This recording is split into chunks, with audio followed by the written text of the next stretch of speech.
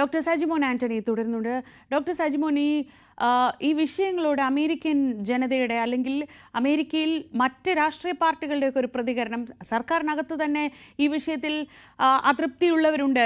ഇങ്ങനെ ഒരു കാര്യത്തിൽ ഇപ്പോൾ കയറി ഇടപെടണമായിരുന്നു, അങ്ങനെ ഒരു ആക്രമണം നടത്തണമായിരുന്നു, തങ്ങളുടെ കൂടെ നിൽക്കുന്നവർക്ക് തങ്ങളുടെ അലൈസിന് എന്ത് പ്രശ്നം വന്നാലും കയറി ഇടപെടുമെന്നൊക്കെ പറയുമെങ്കിൽ പോലും ഇപ്പോഴത്തെ സാഹചര്യത്തിൽ ഇറാന് നേർക്ക് അങ്ങനെ ഒരു ആക്രമണം നടത്തേണ്ടതുണ്ടായിരുന്നോ? അങ്ങനെ ഒരു ചോദ്യം ഒരു വശത്ത്. ആ നടത്തിയ ആക്രമണം തന്നെ ഒരു അഭിമാനം കാക്കാൻ എന്നതിനപ്പുറത്തേക്ക് കാര്യമായ അവർക്ക് നാശനഷ്ടമൊന്നും ഉണ്ടായിട്ടില്ല എന്ന് ഇറാൻ തന്നെ വ്യക്തമാക്കുന്നുമുണ്ട്. ഇതിനെയൊക്കെ എങ്ങനെയാണ് അമേരിക്കയിൽ പൊതുവെ വിലയിരുത്തുന്നത്? ഇവിടെ ഇത് വളരെ ഒരു കോംപ്ലക്സ് സബ്ജക്റ്റ് ആയിട്ടാണ് ഡിസ്കസ് ചെയ്യപ്പെടുന്നത്. ഇന്ന് ഈ ഒരു മീറ്റിങ്ങുകളൊക്കെ നെഗോഷിയേഷനും പീസ് ട്രീറ്റിയും സീസ്ഫയറിന്റെ കാര്യങ്ങളൊക്കെ നടക്കുന്നതോടൊപ്പം തന്നെ വളരെ സുപ്രധാനമായ വേറൊരു മീറ്റിംഗ് കൂടെ ഇവിടെ നടക്കുന്നുണ്ടായിരുന്നു. ആദ്യമായിട്ടാണ് ഇവിടുത്തെ US കോൺഗ്രസിന്റെ ഇന്റലിജൻസിന് ബ്രീഫ് കൊടുത്തത്. ഇവിടുത്തെ കോൺസ്റ്റിറ്റ്യൂഷൻ പറയുന്നതനുസരിച്ചിട്ട് പ്രസിഡന്റിന് തന്നെ ഒരു രാജ്യവുമായിട്ട് വാർ ചെയ്യാനുള്ള, തുടങ്ങാനായിട്ടുള്ള, സൈൻ ഓഫ് ചെയ്യാനുള്ള ഒരു അധികാരം, അതിലൊരു എക്സിക്യൂട്ടീവ് പവർ കൊടുക്കുന്നില്ല എന്നുള്ളൊരു വാദത്തിന് വളരെയധികം ബലമുണ്ട്. എന്നാൽ ട്രംപ് അഡ്മിനിസ്ട്രേഷന് കോൺഗ്രസിനെ ബ്രീഫ് ചെയ്തത് കോൺഗ്രസിന്റെ പെർമിഷൻ ഇല്ലാതെയാണ് ഈ ഒരു യുദ്ധത്തിലേക്ക് പോയത്, പ്രത്യേകിച്ച് ഇറാനിൽ പോയി ബോംബിട്ട ആ ഒരു സിറ്റുവേഷനിലേക്ക് വന്നത്. അപ്പൊ അതൊരു ഒരു ആക്റ്റീവ് വാറാണോ എന്ന് ചോദിച്ചു കഴിഞ്ഞാൽ ആണ് എന്നാണ് മിക്കവാറുള്ള ആൾക്കാർ പറയുന്നത്. ചിലർ അതിനെ അല്ല എന്ന് പറയുന്നു. അങ്ങനെ ഒരു അഭിപ്രായ വ്യത്യാസം അതിനുണ്ട്. എന്നാൽ രാജ്യസുരക്ഷയുടെ കാര്യത്തിൽ, എന്നാൽ ഇറാന്റെ ആണവ ആ ഒരു അതിനെ ഒന്ന് കുറയ്ക്കുന്ന കാര്യത്തിൽ, നശിപ്പിക്കുന്നതിന്റെ കാര്യത്തിൽ, അതിന്റെ ആവശ്യകതയെ പറ്റി അമേരിക്കൻ ജനത ഒരു 70-80% ഗവൺമെന്റിനോടൊപ്പമാണ്. അതിനകത്ത് റിപ്പബ്ലിക്കൻ പാർട്ടിയും ഡെമോക്രാറ്റിക് പാർട്ടിയും എല്ലാം ഒരേ പേജിലാണ്. എന്നാൽ ഏത് രീതിയിലായിരിക്കണം എന്നുള്ള കാര്യത്തിൽ വളരെയധികം വ്യത്യസ്ത അഭിപ്രായങ്ങൾ അതിനകത്ത് പൊങ്ങി വന്നിട്ടുണ്ട്. പ്രത്യേകിച്ച് ഇപ്പൊ പറഞ്ഞാൽ തന്നെ കോൺസ്റ്റിറ്റ്യൂഷണലി ഇത് കറക്റ്റാണ് ചെയ്തത് എന്നുള്ള വലിയൊരു തർക്കം, വലിയൊരു ഡിബേറ്റ് ഇപ്പോൾ നടക്കുന്നുണ്ട്. കാരണം ട്രംപ് ഈ കോൺഗ്രസിനെ ബ്രീഫ് ചെയ്യാതെ, കോൺഗ്രസിന്റെ പവർ അല്ലെങ്കിൽ കോൺഗ്രസിന്റെ അധികാരം അപ്രൂവൽ ഇല്ലാതെയാണ് ഈ ഒരു സ്റ്റെപ്പ് എടുത്തത് എന്നുള്ള വലിയൊരു തർക്കം ഇവിടെ നടക്കുന്നുണ്ട്. ഒന്നത്. രണ്ടാമത്തേത്, കഴിഞ്ഞ 20 വർഷം നമ്മുടെ പുറകേക്ക് പോകുകയാണെങ്കിൽ ബുഷ് അഡ്മിനിസ്ട്രേഷൻ തൊട്ട്, ഒബാമ അഡ്മിനിസ്ട്രേഷൻ തൊട്ട്, അതിനുശേഷം വന്ന ട്രംപ്, പിന്നെ ബൈഡൻ, എഗെയിൻ ട്രംപ്. അപ്പൊ അങ്ങനെയുള്ള ഈ ഒരു 5-6 പ്രസിഡന്റുമാര് കൺസിസ്റ്റന്റ്ലി കഴിഞ്ഞ 20-25 വർഷമായിട്ട് ഈ ഇറാന്റെ ന്യൂക്ലിയർ സ്ട്രാറ്റജിയെ എങ്ങനെ മുഖേറിടാം എന്നുള്ളൊരു ചിന്തയിൽ വളരെയധികം സ്ട്രാറ്റജികൾ എടുത്തിരുന്നു, അല്ലെ ചിന്തിച്ചിരുന്നു, പല ട്വീറ്റുകളും നടത്തിയിരുന്നു. അറിയാം, നമുക്ക് 2013 പ്രസിഡന്റ് ബരാക് ഒബാമ ആയിരുന്ന സമയത്തായിരുന്നു ഇറാനുമായിട്ട് ഒരു ന്യൂക്ലിയർ ട്രീറ്റി ഉണ്ടാക്കിയത്. അതിനുശേഷം 2018 ട്രംപ് വന്നപ്പം അതിനെ ക്യാൻസൽ ചെയ്തു, അതിന് റീനെഗോഷിയേറ്റ് ചെയ്യാനുള്ള കാര്യങ്ങളിലേക്ക് പോയി. അപ്പൊ അങ്ങനെയുള്ള അങ്ങോട്ടും ഇങ്ങോട്ടുമുള്ള പല കരാറുകളും ഒപ്പിടുകയും അല്ലെങ്കിൽ കോൺട്രാക്റ്റുകൾ ഒപ്പിടുകയും അതിനെ ക്യാൻസൽ ചെയ്യുകയും ചെയ്തു. അതിനകത്ത് തന്നെ ഇവിടെ തന്നെ ഒരു ചെറിയൊരു അഭിപ്രായ വ്യത്യാസം ഉണ്ടായിരുന്നു റിപ്പബ്ലിക്കൻ പാർട്ടിയും ഡെമോക്രാറ്റിക് പാർട്ടിയുമായിട്ട് എന്നുള്ള കാര്യത്തിനും ഒരു അഭിപ്രായ വ്യത്യാസമില്ല. എന്നാൽ ഫാക്ട് ഇതാണ്, മുമ്പേ പറഞ്ഞു പോണക്ക് തന്നെ അമേരിക്കൻ ജനത അല്ലെങ്കിൽ അമേരിക്കൻ ഭരണകൂടം ആഗ്രഹിക്കുന്നില്ല ഇറാൻ ഒരു ന്യൂക്ലിയർ പവറായിട്ട് വരുന്നത്. കാരണം അതിനൊരു മെയിൻ റീസൺ പറയുന്നത്, കഴിഞ്ഞ 1944 ഹിസ്റ്ററിയിലേക്ക് പോകുകയാണെങ്കിൽ 47 തൊട്ട് അല്ലെങ്കിൽ 79 വരെ അമേരിക്കയായിട്ട് അല്ലെ ഇസ്രായേലുമായിട്ട് ഒരു അലീജിയൻസ് ഉള്ള രാഷ്ട്രമായിരുന്നു ഇറാൻ എന്ന് നമുക്ക് നോക്കി കാണാൻ പറ്റും. ഇസ്രായേൽ എന്നൊരു രാജ്യം ഉണ്ടായപ്പം രണ്ടാമത് ആ രാജ്യത്തെ അപ്രൂവ് ചെയ്ത മുസ്ലിം മെജോറിറ്റി കൺട്രി ആയിരുന്നു ഇറാന്, തുർക്കിക്ക് ശേഷം. അങ്ങനെ ഒരു നല്ല ബന്ധം ഉണ്ടായിരുന്നു. എന്നാൽ 79 അയത്തുള്ള ഖുമേനിയുടെ ആ ഒരു സർക്കാർ അല്ലെങ്കിൽ ആ ഒരു ഭരണം വന്നതിന് ശേഷം ആ ഒരു നല്ലൊരു ബന്ധം ഇല്ലാതാവുകയാണ് ചെയ്തത്. അപ്പം അതിനകത്ത് വന്ന ആ ഒരു കുറവ് അല്ലെങ്കിൽ ആ ഒരു പ്രശ്നം ഇപ്പോഴും കത്തി നിൽക്കുകയാണ്. അയത്തുള്ള ഖുമേനി അദ്ദേഹത്തിന്റെ പല വാചകങ്ങളും നമ്മൾ ശ്രദ്ധിക്കുകയാണെങ്കിൽ പലപ്പോഴും അദ്ദേഹത്തിന്റെ പ്രസംഗങ്ങളിൽ death to America, death to Israel, അല്ലെങ്കിൽ ഇസ്രായേൽക്കാർക്ക് ജീവിക്കാനുള്ള റൈറ്റ് ഇല്ല എന്നുള്ള രീതിയിൽ വളരെ എക്സ്ട്രീം ആയിട്ടുള്ള ചില പ്രസംഗങ്ങളുണ്ട്. അപ്പം അതൊക്കെ കൊണ്ട്, കാരണം ഇവിടെയുള്ളൊരു പോയിന്റ് ഇതാണ്, അവർ പറയുന്നത്, അതിൽ അയത്തുള്ള ഖുമേനി പറയുന്നത്, ഇറാന്റെ ഇപ്പോഴത്തെ കറണ്ട് അഡ്മിനിസ്ട്രേഷൻ പറയുന്നത് ഡെത്ത് ടു അമേരിക്ക എന്നാണ് പറയുന്നത്, അല്ലെങ്കിൽ ഡെത്ത് ടു ഇസ്രായേൽ എന്നാണ് പറയുന്നത്, അല്ലെ ഇസ്രായേലിന് ജീവിക്കാനുള്ള ആ ഒരു ഈ ഭൂമുഖത്തിന്റെ തുടച്ചു നീക്കണം എന്നുള്ള രീതിയിലാണ്. അപ്പൊ അങ്ങനെ പറയുന്ന ഒരു രാജ്യം ന്യൂക്ലിയർ പവർ ആയിട്ടുണ്ടെങ്കിൽ അത് വലിയൊരു സിറ്റുവേഷനിലേക്ക് ബാഡായിട്ട് പോകും. അവർക്ക് മാത്രമല്ല, അവരോട് ചേർന്ന് നിൽക്കുന്ന മറ്റ് അടുത്തുള്ള രാജ്യങ്ങൾക്ക് പോലും അത് വലിയൊരു ത്രെട്ടായിരിക്കും എന്നുള്ള ഒരു സ്റ്റേറ്റ്മെന്റിൽ എന്നുള്ള ഒരു ചിന്താഗതിയിലാണ് ആ ഒരു സ്ട്രാറ്റജിയെ മറികടക്കാനുള്ള ഒരു സ്ട്രാറ്റജി എന്നുള്ള നിലയിലാണ് ട്രംപ് അഡ്മിനിസ്ട്രേഷൻ ഈ ഒരു ബോംബിങ്ങിന്റെ ഒരു വളരെ കോംപ്ലക്സ് ആയിട്ടുള്ള എന്നാൽ വളരെ ധീരമായിട്ടുള്ള ഒരു തീരുമാനം എടുത്തത് എന്ന് നമുക്ക് പറയാതിരിക്കാൻ പറ്റത്തില്ല. അപ്പൊ അതിന്റെ ഒരു ഔട്ട്കം ഇനി അത് കൈവിട്ട് പോയി വേറൊരു അടുത്തൊരു തേർഡ് വാറിലേക്ക് അല്ലെങ്കിൽ അമേരിക്കയിൽ അമേരിക്കയുടെ ഈ ട്രംപ് അഡ്മിനിസ്ട്രേഷൻ 2024 ഇവിടെ ഭരണത്തിൽ വന്നത് തന്നെ ഇന്ന് ഈ ഒരു യുദ്ധത്തിലേക്ക് അമേരിക്ക ഇല്ല. അമേരിക്കയിൽ പലപ്പോഴും പല ബാഡ് എക്സാമ്പിളും നടന്നു. ഇറാഖിൽ വെപ്പൺസ് ഓഫ് മാസ് ഡിസ്ട്രക്ഷൻ ഉണ്ട് എന്ന് പറഞ്ഞായിരുന്നു ബുഷ് അന്ന് അവിടെ പോയിരുന്നത്. അതിനുശേഷം 3-4 വർഷം കഴിഞ്ഞതിന് ശേഷമാണ് അവിടെ മുഴുവൻ തരിപ്പണമായപ്പോഴാണ് റിയലൈസ് ചെയ്യുന്നത് അവിടെ ഒരു വെപ്പൺസ് ഓഫ് മാസ് ഡിസ്ട്രക്ഷൻ ഇല്ലായിരുന്നു, അത് ഇന്റലിജൻസ് തെറ്റായിരുന്നു. അമേരിക്കക്കാർക്ക് അതിനുള്ള റിഗ്രറ്റ്സ് ഉണ്ട് എന്ന് ചോദിച്ചു കഴിഞ്ഞാൽ ഉണ്ട്. എന്നാൽ ആ റിപ്പബ്ലിക്കൻ പാർട്ടിക്ക് കഴിഞ്ഞ 2-3 തവണ ഭരണം നഷ്ടമായതിന്റെ പ്രധാന ഒരു കാരണം തന്നെ അതായിരുന്നു. അതേ തെറ്റ് ഇവിടെ അഫ്ഗാനിസ്ഥാനിൽ ചെയ്തു. അഫ്ഗാനിസ്ഥാനിൽ പോയി അതായത് എൻട്രി ചെയ്തു, എങ്ങനെ എക്സിറ്റ് അടിക്കണം എന്നുള്ള കാര്യത്തിൽ കൺഫ്യൂഷൻ ഉണ്ടായിരുന്നു. അതൊരു ഫെയിലിയർ ആയിട്ടാണ് പലരും കാണുന്നത്. എന്നാൽ ഡെമോക്രാറ്റുകൾ അതിനെ ഒരു സക്സസ് ആയിട്ട് പറയുന്നു. അപ്പൊ അങ്ങനെയുള്ള പല കോംപ്ലക്സിറ്റി ഉണ്ടായിരുന്നത് കൊണ്ട് തന്നെ ട്രംപ് എപ്പോഴും യുദ്ധത്തെ സംബന്ധിച്ച് അങ്ങനെ പല കാഴ്ചപ്പാടുകൾ ഏത് കാലത്തും ഉണ്ടായിരുന്നു. അമേരിക്ക ഇങ്ങനെ ഇടപെടേണ്ടതുണ്ടോ, അമേരിക്കയുടെ പണം ഇങ്ങനെ ചെലവഴിക്കേണ്ടതുണ്ടോ എന്ന ചോദ്യം ഏത് കാലത്തും അമേരിക്കയിൽ ഉയർന്നിട്ടുണ്ട്, അതിപ്പോഴും ഉയരുന്നുണ്ട്. ഡോക്ടർ സജിമോ, ഞാൻ മടങ്ങിയെത്താം. മിഥുനിലേക്ക് കൂടി ഇപ്പോഴത്തെ ഏറ്റവും പുതിയ വിവരങ്ങൾക്കായി ഒന്ന് പോയി വരേണ്ടതുണ്ട്. മിഥുൻ MG ചേരുന്നു വിവരങ്ങളുമായി. മിഥുൻ, ഇന്നലെ രാത്രി വലിയ ആശങ്കയായിരുന്നു. എല്ലാ മിഡിൽ ഈസ്റ്റിലെ മിക്കവാറും എയർ സ്പേസുകളെല്ലാം അടച്ചിരിക്കുകയായിരുന്നു. മലയാളികൾ ഉൾപ്പെടെയുള്ള ഇന്ത്യക്കാരൊക്കെ പ്രത്യേകിച്ച് വലിയ ആശങ്കയിലായിരുന്നു. ഇന്ന് രാവിലെ ആകുമ്പോഴേക്കും ഈ ട്രംപിന്റെ പ്രഖ്യാപനം വരുന്നു. ഇപ്പോൾ അഗ്രജിയുടേതായിട്ട് വരുന്ന റിയാക്ഷൻ, ഇങ്ങനൊരു വെടിനിർത്തൽ കരാറിലേക്കൊന്നും ഞങ്ങൾ പോയിട്ടില്ല, മറിച്ച് സാധാരണ മട്ടിൽ അവർ നിർത്തുകയാണെങ്കിൽ ഞങ്ങളും നിർത്താം എന്നൊരു സാധാരണ പ്രതികരണം മാത്രമാണ് അവിടെ നിന്നുണ്ടാവുന്നത്. പക്ഷേ നമുക്ക് ഇന്ത്യ പാകിസ്ഥാൻ ഒരു സംഘർഷ സമയത്തെ വെടിനിർത്തൽ സാഹചര്യം ഓർമ്മയുള്ളത് കൊണ്ട് തന്നെ ഇത് സംഭവിക്കാനുള്ളൊരു സാധ്യത എന്തായാലും നമുക്ക് തള്ളിക്കളയാനുമാവില്ല. എന്താണ് നിലവിലെ സാഹചര്യങ്ങൾ? എന്തൊക്കെയാണ് അന്തർദേശീയ മാധ്യമങ്ങളടക്കം റിപ്പോർട്ട് ചെയ്യുന്നത്? സിജ, നിലവിൽ ഇപ്പോൾ ബാഗ്ദാദിലെ US മിലിറ്ററി ബേസ് കൂടി ഇറാന്റെ ഭാഗത്ത് നിന്ന് ആക്രമണം ഉണ്ടായതായിട്ടുള്ള ഏറ്റവും പ്രധാനപ്പെട്ട വിവരങ്ങൾ കൂടി ഈ ഒരു ഘട്ടത്തിൽ പുറത്തു വരുന്നുണ്ട്. അങ്ങനെ ഇന്നലെ ഖത്തറിലെ US മിലിറ്ററി ബേസ് ആക്രമിച്ച പിന്നാലെ ഇറാഖിലെ യുഎസിന്റെ മിലിറ്ററി ബേസ് കൂടി ഇറാൻ ആക്രമിച്ചിരിക്കുന്നു എന്നുള്ള വിവരങ്ങളാണ് പുറത്തു വരുന്നത്. അതാണ് അന്താരാഷ്ട്ര മാധ്യമങ്ങൾ ഇപ്പോൾ റിപ്പോർട്ട് ചെയ്യുകയും ചെയ്യുന്നത്. ഏതെങ്കിലും തരത്തിൽ നാശനഷ്ടങ്ങൾ ഉണ്ടായോ എന്നടക്കമുള്ള കാര്യത്തിൽ ഒരു വ്യക്തതയില്ലാതെ വരും മണിക്കൂറുകളിൽ നമുക്കത് സംബന്ധിച്ചൊരു വ്യക്തതയിലേക്ക് എത്താൻ സാധിക്കുകയും ചെയ്യും. ഇറാൻ ഇപ്പോൾ ഇത് സ്ഥിരീകരിക്കുന്നുണ്ട്. പക്ഷേ അമേരിക്കയുടെ ഭാഗത്തുനിന്നോ അല്ലെങ്കിൽ മറ്റ് ഇറാഖിന്റെ ഭാഗത്തുനിന്നോ അത്തരത്തിലുള്ള ഒരു ആക്രമണം ഉണ്ടായോ എന്നടക്കമുള്ള കാര്യത്തിലൊരു സ്ഥിരീകരണം നടത്തിയിട്ടില്ല എന്നുള്ളത് തന്നെയാണ്. മറ്റൊന്ന്, ഇപ്പോൾ സൂചിപ്പിച്ചതുപോലെ തന്നെ ട്രംപ് മുന്നോട്ട് വെച്ചിട്ടുള്ള ഈ സീസ് ഫയർ അത് ഇറാൻ ഇപ്പോൾ അംഗീകരിക്കുന്നില്ല എന്ന് തന്നെ വേണം നമുക്ക് കരുതാൻ. കാരണം അത്തരത്തിലൊരു നടപടിയിലേക്ക് തങ്ങൾ നീങ്ങിയിട്ടില്ല. ഏതെങ്കിലും തരത്തിൽ ഈ വെടിനിർത്തലിന് തയ്യാറാകണമെങ്കിൽ ആദ്യം ആക്രമണം നടത്തിയത് ഇസ്രായേലാണ്. അതുകൊണ്ട് തന്നെ ഇസ്രായേൽ നിർത്തിയാൽ ഞങ്ങളും നിർത്താൻ തയ്യാറാകും. പക്ഷേ ഈ നിലപാട് അവർ നേരത്തെ തന്നെ മുന്നോട്ട് വെച്ചതായിരുന്നു. അതായത് ഈ ഒരു കാര്യം ഇസ്രായേൽ ഒരു പക്ഷേ ഈ ആക്രമണത്തിൽ നിന്ന് മുന്നോട്ട് പോയാലും തങ്ങൾ ആ രീതിയിൽ തന്നെ തിരിച്ചടി നൽകുകയും ചെയ്യും. ഒപ്പം തന്നെ മുന്നോട്ട് വെച്ചിട്ടുള്ള പല ആവശ്യങ്ങൾ, അതായത് പ്രത്യേകിച്ച് ഈ ആണവ സമ്പുഷ്ടീകരണം അടക്കമുള്ള കാര്യങ്ങളിൽ അതിൽ ഒരു ചുവട് പോലും പിന്നോട്ട് വെക്കില്ല എന്നടക്കമുള്ള കൃത്യമായ നയം ഇറാൻ വ്യക്തമാക്കിയ ഒരു സാഹചര്യമുണ്ട്. എങ്കിൽ പോലും തന്നെ നിലവിലെ സാഹചര്യത്തിൽ നേരത്തെ ഇസ്രായേലിലും ഇറാനിലുമായിരുന്നു ഏറ്റവും വലിയ ഭീതി വിജയിക്കുന്നെങ്കിൽ ഇപ്പോൾ അത് പശ്ചിമേഷ്യയിലെ മറ്റ് രാജ്യങ്ങളിലേക്ക് കൂടി ഈ ഒരു ആശങ്ക പടർന്നു പിടിക്കുന്ന സാഹചര്യം. കാരണം ഇത്തരത്തിൽ US-ന്റെ മിലിറ്ററി ബേസുകൾ അറബ് രാഷ്ട്രങ്ങളിൽ പല ഭാഗങ്ങളിലായിട്ടുണ്ട്. അവിടെയൊക്കെ ഒരു ആക്രമണം ഇറാന്റെ ഭാഗത്തുനിന്നും ഉണ്ടായാൽ അത് അവിടുത്തെ രാജ്യങ്ങളെ കൂടി ഈ ഒരു സംഘർഷത്തിന്റെ ഭാഗമായി വരികയും ചെയ്യും. അങ്ങനെ പശ്ചിമേഷ്യ പൂർണ്ണമായും ഒരു യുദ്ധകളത്തിലേക്ക് പോകുന്ന സ്ഥിതിവിശേഷത്തിൽ എത്തിക്കുകയും ചെയ്യും. അതുകൊണ്ട് തന്നെയായിരിക്കാം സ്വാഭാവികമായി ഇത്തരത്തിലൊരു നാടകീയ നീക്കം ട്രംപിന്റെ ഭാഗത്തുനിന്ന് ഉണ്ടാകുകയും ചെയ്യുന്നത്. പക്ഷേ അതിലൊരു പ്രധാനപ്പെട്ട കാര്യം പറഞ്ഞു, നേരത്തെ ഈ മുന്നറിയിപ്പ് ഇറാൻ നൽകിയതിൽ നന്ദി രേഖപ്പെടുത്തുന്നു. കാരണം അതുകൊണ്ട് തന്നെ അവിടെ നിന്ന് ആളുകളെ ഒഴിപ്പിക്കാൻ സാധിച്ചു എന്നുള്ള രീതിയിലുള്ള ഒരു നന്ദി സൂചിപ്പിച്ചുകൊണ്ടുള്ള മറുപടിയൊക്കെ ട്രംപ് നടത്തുകയും ചെയ്തു. അത് സ്വാഭാവികമായും ട്രംപാണ്, നമുക്ക് വിശ്വസിക്കാൻ കഴിയില്ല. കാരണം പലകുറി ട്രംപിന്റെ ഭാഗത്തു നിന്നുള്ള പ്രതികരണം ഉണ്ടായി, പിന്നീട് അത് വലിയ തിരിച്ചടിയിലേക്ക് പോവുകയും ചെയ്യുന്ന കാഴ്ചകൾ നമ്മൾ കണ്ടിട്ടുണ്ട്. അതായത് സമീപകാലത്ത് തന്നെ 2 ആഴ്ചത്തെ സമയം ഇറാൻ അനുവദിക്കുന്നു എന്ന് പറഞ്ഞതിന് ഏകദേശം ഒരു ദിവസത്തിന് ശേഷം തന്നെ പ്രധാനപ്പെട്ട ആണവ കേന്ദ്രങ്ങൾ US-ന്റെ ആക്രമണത്തിൽ തകർക്കുന്ന കാഴ്ച നമ്മൾ കാണുകയും ചെയ്തതാണ്. അങ്ങനെ ഒരു സ്ഥിതിവിശേഷമുള്ള സാഹചര്യത്തിൽ നിലവിലെ ഈ സീസ് ഫയർ അതെങ്ങനെയാണ് എന്നുള്ളതാണ്. കാരണം ട്രൂത്ത് സോഷ്യലിൽ ട്രംപ് ഇത് കുറിച്ചതിന് പിന്നാലെ ഇപ്പോൾ ഏകദേശം ഇനി ഒരു 2 മണിക്കൂറുകൾ കഴിഞ്ഞ് കഴിഞ്ഞാൽ ഈ സമയം അവസാനിക്കുകയാണ്. എങ്കിൽ പോലും തന്നെ ഇസ്രായേലിന്റെ ഭാഗത്ത് നിന്ന് ഇപ്പോൾ മിന്നലാക്രമണം ഇറാനിൽ നടക്കുന്നു എന്നുള്ള വിവരങ്ങൾ കൂടി ഈ ഒരു ഘട്ടത്തിൽ പുറത്തു വരികയും ചെയ്യുന്നു. അങ്ങനെ ഇരു രാജ്യങ്ങളും ഈ ഒരു സീസ് ഫയറിനോട് ഒരു അനുകൂല നിലപാട് നിലപാട് സ്വീകരിച്ചു എന്ന് നമുക്ക് പറയാനാകില്ല. ഇപ്പോഴും ഇരു രാജ്യങ്ങൾ സംഘർഷം തുടർന്നുകൊണ്ടിരിക്കുന്ന പശ്ചാത്തലം.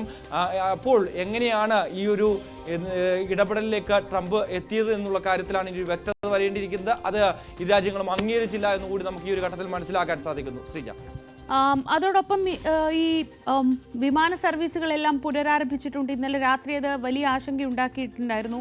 പലരും പല വിമാനത്താവളങ്ങളായി കുടുങ്ങിക്കിടക്കുന്ന സാഹചര്യമുണ്ടായിരുന്നു. ഇനി എന്ത് എന്നറിയാതെ പെട്ടെന്ന് ഒരു മിഡിൽ ഈസ്റ്റിലെ പ്രവാസികളെല്ലാം പെട്ടെന്ന് ആശങ്കയിലായി പോകുന്ന ഒരു സാഹചര്യമൊക്കെ ഉണ്ടായിരുന്നു. പക്ഷേ നേരം പുലരുമ്പോഴേക്ക് പരമാവധി വേഗത്തിൽ തന്നെ സർവീസുകൾ പുനരാരംഭിക്കുന്നു. എയർ സ്പേസുകൾ വീണ്ടും തുറന്നിരിക്കുന്നു. ആ രീതിയിൽ ആശങ്കയുടെ ഒരു സാഹചര്യം പതിയാകലുകയല്ലേ മിഥുൻ?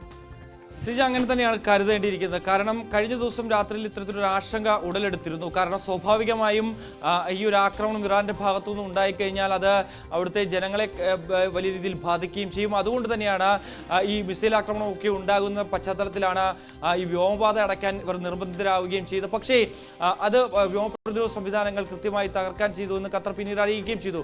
നിലവിൽ ഇറാൻ വ്യക്തമാക്കിയത് തങ്ങൾ ലക്ഷ്യം വെച്ചത് ഖത്തറയല്ല, US-ന്റെ മിലിറ്ററി ബേസുകളെയാണ്. അത് മാത്രമാണ് തങ്ങൾ ലക്ഷ്യം വെച്ചത്. ഒപ്പം തന്നെ ഈ US-ന്റെ അൽ ഉദൈദിലുള്ള മിലിറ്ററി ബേസ് സ്ഥിതി ചെയ്യുന്നത് ജനവാസ മേഖലയിൽ നിന്ന് കിലോമീറ്ററുകൾ അകലെയാണ്. അതുകൊണ്ട് തന്നെ ഒരു തരത്തിലും അവിടുത്തെ ജനങ്ങൾക്ക് ഹാനികരമാകുന്ന തരത്തിലുള്ള ഒരു സംഭവവികാസങ്ങളും തങ്ങളുടെ ഭാഗത്തുനിന്ന് ഉണ്ടാകില്ല എന്നുള്ളൊരു ഉറപ്പ് ഇറാൻ ഭരണകൂടം നൽകുകയും ചെയ്യുന്നുണ്ട്. വിദേശകാര്യമന്ത്രി അത് വ്യക്തമാക്കുകയും ചെയ്യുന്നുണ്ട്. അതുകൊണ്ട് തന്നെയാണ് വീണ്ടും ഇപ്പോൾ അത് വ്യോമപാത സാധാരണഗതിയിലേക്ക് തുറന്നുകൊണ്ട് സാധാരണഗതിയിലേക്ക് വിമാന സർവീസുകൾ നടത്താനുള്ളൊരു നീക്കം അല്ലെങ്കിൽ അത്തരത്തിലൊരു കാര്യത്തിലേക്ക് എത്തുന്നു എന്നുള്ളത് തന്നെയാണ്. പക്ഷേ എയർ ഇന്ത്യയെ സംബന്ധിച്ച് എയർ ഇന്ത്യ ഇപ്പോൾ നിലവിൽ നിരവധി സർവീസുകൾ റദ്ദാക്കിയിട്ടുണ്ട്. തിരുവനന്തപുരത്ത് നിന്ന് പോകുന്ന 8 വിമാന സർവീസുകൾ എന്ന് റദ്ദാക്കിയിട്ടുണ്ട്. കൊച്ചിയിൽ നിന്നുള്ള 5 വിമാന സർവീസുകൾ റദ്ദാക്കിയിട്ടുണ്ട്. മറ്റ് സംസ്ഥാനങ്ങളിൽ നിന്നും സമാനമായ സാഹചര്യം തന്നെയാണ്. ഒരുപക്ഷേ കൂടുതൽ ആളുകൾ മിഡിൽ ഈസ്റ്റ് കേന്ദ്രീകരിച്ചാണ് കേരളത്തിൽ നിന്ന് പ്രത്യേകിച്ച് ജോലി ചെയ്യുന്നത്. കശ്മീരിൽ നിന്നൊക്കെ നിരവധി പേർ ഇറാനിൽ വിദ്യാർത്ഥികളായിട്ടുണ്ട്, ഒപ്പം തന്നെ ജോലി ചെയ്യുന്നവരായിട്ടുണ്ട്. അപ്പോൾ അവിടെയൊക്കെ തിരികെ കൊണ്ടുവരുന്നതിന് വേണ്ടിയുള്ള ഓപ്പറേഷൻ സിന്ധു ആ ഒരു നടപടിയും ഇപ്പോൾ അത്തരത്തിലുള്ള കാര്യങ്ങളും ഇപ്പോൾ ഇന്ത്യയുടെ ഭാഗത്തു നിന്നുണ്ട്. ഇന്ന് നിരവധി വിദ്യാർത്ഥികൾ ഡൽഹിയിലേക്ക് എത്തിയിട്ടുണ്ട്. 13 മലയാളികൾ ഉൾപ്പെടെയുള്ളവരടങ്ങിയ വിമാനം ഡൽഹിയിൽ എത്തിയിട്ടുണ്ട്. അവരെ ഉടൻ തന്നെ നാട്ടിലേക്ക് എത്തിക്കുന്നതിന് വേണ്ടിയുള്ള ശ്രമങ്ങളും നടന്നുകൊണ്ടിരിക്കുകയാണ്. നിലവിൽ 2000-നോട് അടുത്ത് ആളുകളെ ഇറാനിൽ നിന്ന് മാത്രം ഒഴിപ്പിച്ചിട്ടുണ്ട് എന്നുള്ളതാണ്. നിലവിലത്തെ സാഹചര്യത്തിൽ സംഘർഷം അതിരൂക്ഷമായി പോവുകയാണ്. ഒരു സമാധാനത്തിലേക്ക് എത്തുമെന്നുള്ള കാര്യങ്ങൾ അല്ലെങ്കിൽ അത്തരത്തിലൊരു സംഭവം നടക്കുന്നുണ്ട് എങ്കിൽ പോലും തന്നെ ഈ നമ്മളുടെ പൗരന്മാരെ ഒരു പോറൽ പോലും ഏൽപ്പിക്കാതെ തിരികെ നാട്ടിലെത്തിക്കുന്നതിന് വേണ്ടിയുള്ള നടപടികൾ വിദേശകാര്യ മന്ത്രാലയത്തിന്റെ ഭാഗത്തു നിന്ന് തുടരുകയാണ്. അതേസമയം ഇസ്രായേലിലും ഈ നിരന്തരം ആക്രമണം നടക്കുന്നുണ്ട്. പക്ഷേ അവിടുത്തെ മലയാളികൾ ഉൾപ്പെടെ നമ്മളോട് തന്നെ വ്യക്തിപരമായി തന്നെ വ്യക്തമാക്കുന്ന ചില കാര്യങ്ങളുണ്ട്. അതായത് നിലവിൽ ഈ ജനവാസ മേഖലയിൽ നിന്നും തന്നെ ആക്രമണം വലിയ രൂക്ഷമായി ഇറാന്റെ ഭാഗത്തുനിന്ന് ഉണ്ടാകുന്നില്ല. അതായത് തുറമുഖ നഗരങ്ങൾ കേന്ദ്രീകരിച്ചാണ് ഈ ആക്രമണം ഇറാന്റെ ഭാഗത്തുനിന്നും ഉണ്ടായിരുന്നത്. അതായത് ഹൈഫ, ടെല്ലവീവ് അടക്കമുള്ള തുറമുഖ കേന്ദ്രങ്ങൾ, അതായത് അവിടെയാണ് ഈ മൊസാദിന്റെ ഒരു കേന്ദ്രമുള്ളത് എന്നുള്ളത് തന്നെയാണ്. അതുകൊണ്ട് തന്നെ അവിടേക്കാണ് ഇത്തരത്തിൽ ഇറാന്റെ ഒരു ആക്രമണം വ്യാപകമായി ഉള്ളത്. പക്ഷേ തങ്ങൾക്ക് ഭയപ്പെടേണ്ട സാഹചര്യമില്ല. അയർഡോം സംവിധാനങ്ങൾ കൃത്യമായി അത് പ്രവർത്തിക്കുന്നുണ്ട്. പല അലർട്ടുകളും കൃത്യമായി നൽകാൻ ഇസ്രായേലിന് സാധിക്കുന്നുണ്ട്. കാരണം ഏതെങ്കിലും തരത്തിലൊരു അറ്റാക്ക് ഉണ്ടാകാനുള്ള ശ്രമമുണ്ട് എങ്കിൽ ആദ്യം ഒരു മുന്നറിയിപ്പ് അവരുടെ ഓരോരുത്തരുടെയും ഫോണുകളിലേക്ക് വരും. രണ്ടാമത് സുരക്ഷിത സ്ഥാനത്തേക്ക് പോകണമെന്നുള്ള ഒരു അറിയിപ്പ് വരികയും ചെയ്യും. അങ്ങനെ സുരക്ഷിതമായി ബങ്കറുകളിലേക്കൊക്കെ മാറുന്നതുകൊണ്ട് തന്നെയാണ് അവിടുന്ന് ഏറ്റവും കുറവ് രീതിയിലുള്ള കാഷ്വാലിറ്റീസ് ഒക്കെ റിപ്പോർട്ട് ചെയ്യുകയും ചെയ്യുന്നത്. അത്തരത്തിൽ വലിയ രീതിയിൽ ആളുകൾക്കൊന്നും തന്നെ ഹാനി സംഭവിക്കാത്ത രീതിയിൽ അവിടെ കൃത്യമായി കൈകാര്യം ചെയ്യാൻ പറ്റുന്നു. പക്ഷേ സംഘർഷം രൂക്ഷമാകുന്ന സാഹചര്യത്തിൽ ഇസ്രായേലിനെ സംബന്ധിച്ച് കൂടുതൽ ഇസ്രായേലിൽ നിന്ന് ഏകദേശം 36,000-ഓളം പേരെ അത്രയും പേരെ ഒഴിപ്പിക്കേണ്ടി വരുമെന്നുള്ള ഒരു വലിയ കണക്കുകൂട്ടൽ വിദേശകാര്യ മന്ത്രാലയം നൽകുന്നുണ്ട്. അതിന് ഇസ്രായേലും അനുഭാവപൂർണ്ണമായിട്ടുള്ള ഒരു അനുകൂല നിലപാട് സ്വീകരിക്കുകയും ചെയ്തിട്ടുണ്ട്. അതായത് ജോർദാൻ അതിർത്തി വരെ ഇവിടെ നാട്ടിലെത്തിക്കാനുണ്ട്. അതായത് നാട്ടിലേക്ക് പോകണമെന്ന് ആവശ്യപ്പെടുന്നവർ അങ്ങനെ ഏതെങ്കിലും അഭ്യർത്ഥന നടത്തിയാൽ അവരെ തിരികെ സുരക്ഷിതമായി നാട്ടിലെത്തിക്കുന്നതിന് വേണ്ടിയുള്ള എല്ലാ പിന്തുണയും നൽകുമെന്ന് ഇസ്രായേലും അറിയിച്ചിരിക്കുന്നു. ഇപ്പോൾ ഏറ്റവും ഒടുവിൽ വരുന്ന ഒരു വിവരങ്ങൾ കൂടിയുണ്ട്. അതായത് ഇന്നലെ രാത്രി 11:30 എത്തേണ്ട വിമാനം വൈകിയത് മൂലം ഇന്ന് രാവിലെ 8 മണിക്കാണ് ഇന്ദിരാഗാന്ധി അന്താരാഷ്ട്ര വിമാനത്താവളത്തിൽ എത്തുക എന്നുള്ളതാണ്. അതായത് ഓപ്പറേഷൻ സിന്ധുവിന്റെ ഭാഗമായി ഇസ്രായേലിൽ നിന്നുള്ള ഇന്ത്യക്കാരുമായി 3 വിമാനങ്ങൾ ഇന്ന് എത്തുമെന്നുള്ളതാണ് ഏറ്റവും പ്രധാനപ്പെട്ട വിവരങ്ങൾ കൂടി വരുന്നുണ്ട്. ഇന്ദിരാഗാന്ധി അന്താരാഷ്ട്ര വിമാനത്താവളത്തിൽ രാവിലെ 8:45, അതായത് അല്പസമയത്തിനകം തന്നെ ഈ വിമാനം പറന്നിറങ്ങും. പിന്നീട് രണ്ടാമത്തെ വിമാനം 11:30 പാലം വിമാനത്താവളത്തിൽ എത്തുമെന്നുള്ളതാണ്. മറ്റ് 2 വിമാനങ്ങൾ പാലം വിമാനത്താവളത്തിലേക്ക് കൂടി പറന്നിറങ്ങുകയും ചെയ്യും. എത്രത്തോളം ആളുകൾ ഇതിലുണ്ട് എന്നുള്ളതാണ് നമുക്ക് അറിയേണ്ടിയിരിക്കുന്നത്. അതിൻ്റെ ഒരു വ്യക്തത വന്നിട്ടില്ല. ഇപ്പോൾ ഇറാന് പിന്നാലെ ഇസ്രായേലിൽ നിന്ന് കൂടി ആളുകളെ ഒഴിപ്പിക്കുന്ന ദൗത്യം ഇന്ത്യ ആരംഭിച്ചിരിക്കുകയാണ്. ശരി മിഥുൻ, ഇന്നലെ രാത്രിയാണ് വളരെ ആശങ്കപ്പെടുത്തുന്ന രീതിയിൽ ഖത്തറിലെ അമേരിക്കൻ എയർബേസിലേക്ക് ഇറാന്റെ ഭാഗത്തു നിന്നൊരു ആക്രമണം ഉണ്ടായത്. ഇന്നാവുമ്പോഴേക്ക് അത് ആൾനാശമില്ല, വലിയ നാശനഷ്ടങ്ങളില്ല എന്ന രീതിയിലൊക്കെ വിവരങ്ങൾ വരുന്നുണ്ട്. പക്ഷേ വളരെ പെട്ടെന്ന് എയർ സ്പേസുകൾ അടയ്ക്കുന്നു, അങ്ങനെ ആശങ്കയുടെ ഒരു വലിയ സാഹചര്യം ഉണ്ടായിരുന്നു. ഇപ്പോൾ ഖത്തർ എയർപോർട്ടിൽ നിന്ന് നമുക്കൊപ്പം ശ്രീ വരുൺ ചേരുന്നുണ്ട്. Varun, good morning. ഇന്നലെ രാത്രി വലിയ ആശങ്കയുണ്ടായിരുന്നു. വരുണിനെ സംബന്ധിച്ച് അവിടെ ട്രാൻസിറ്റിൽ എത്തിയതാണ്. അല്പസമയത്തിന് ശേഷം അടുത്ത ഫ്ലൈറ്റ് കയറാൻ നിൽക്കുമ്പോഴായിരുന്നു എയർ സ്പേസ് അടയ്ക്കുന്നത്. ഇപ്പോൾ എന്താണ് സാഹചര്യം? നിങ്ങൾക്ക് കൃത്യമായ നിർദ്ദേശങ്ങളൊക്കെ ആ സമയത്ത് കിട്ടിയിട്ടുണ്ടായിരുന്നു. ഇപ്പോൾ ഓപ്പറേഷൻസ് ഒക്കെ പൂർണ്ണമായും പുനരാരംഭിച്ചോ? ശ്രീജ, കേൾക്കാമോ? കേൾക്കാം വരുൺ, പറഞ്ഞോളൂ. ഞാൻ US എനിക്ക് ട്രാൻസിറ്റ് ആയിരുന്നു ബാംഗ്ലൂരിലോട്ട്. അപ്പൊ ഞാൻ സിയാറ്റിൽ നിന്ന് നേരെ ഖത്തർ ടു ബാംഗ്ലൂർ ആയിരുന്നു എന്റെ ഇത്. അപ്പൊ ഞാൻ ഇന്നലെ ഈവനിങ് ഒരു 5:30 ഞാൻ ഇവിടെ വന്നു. എനിക്ക് 7:45 എന്റെ ബാംഗ്ലൂരേക്കുള്ള ഫ്ലൈറ്റ്. ബട്ട് അത് ആദ്യം അത് ഡിലേ ആയി. അവർ ഓപ്പറേഷണൽ റീസൺ കൊണ്ട് ഡിലേ ആയെന്ന് പറഞ്ഞു. അപ്പോൾ ഞങ്ങളൊന്നും അറിയുന്നില്ല. അത് കഴിഞ്ഞ് 8 മണി കഴിഞ്ഞു. പിന്നെ നമ്മളിങ്ങനെ ന്യൂസ് അറിയാൻ തുടങ്ങി, ഇങ്ങനെ സ്ട്രൈക്ക് വന്നിട്ടുണ്ട്. ആക്ച്വലി ഇൻഫാക്ട് നമ്മുടെ ഫ്ലൈറ്റ് വന്നപ്പോഴാണ് ഇവരുടെ എയർബേസിൽ സ്ട്രൈക്ക് ഉണ്ടായെന്നാണ് പറഞ്ഞത്. അറിഞ്ഞുകൂടാ അതിനെക്കുറിച്ച്.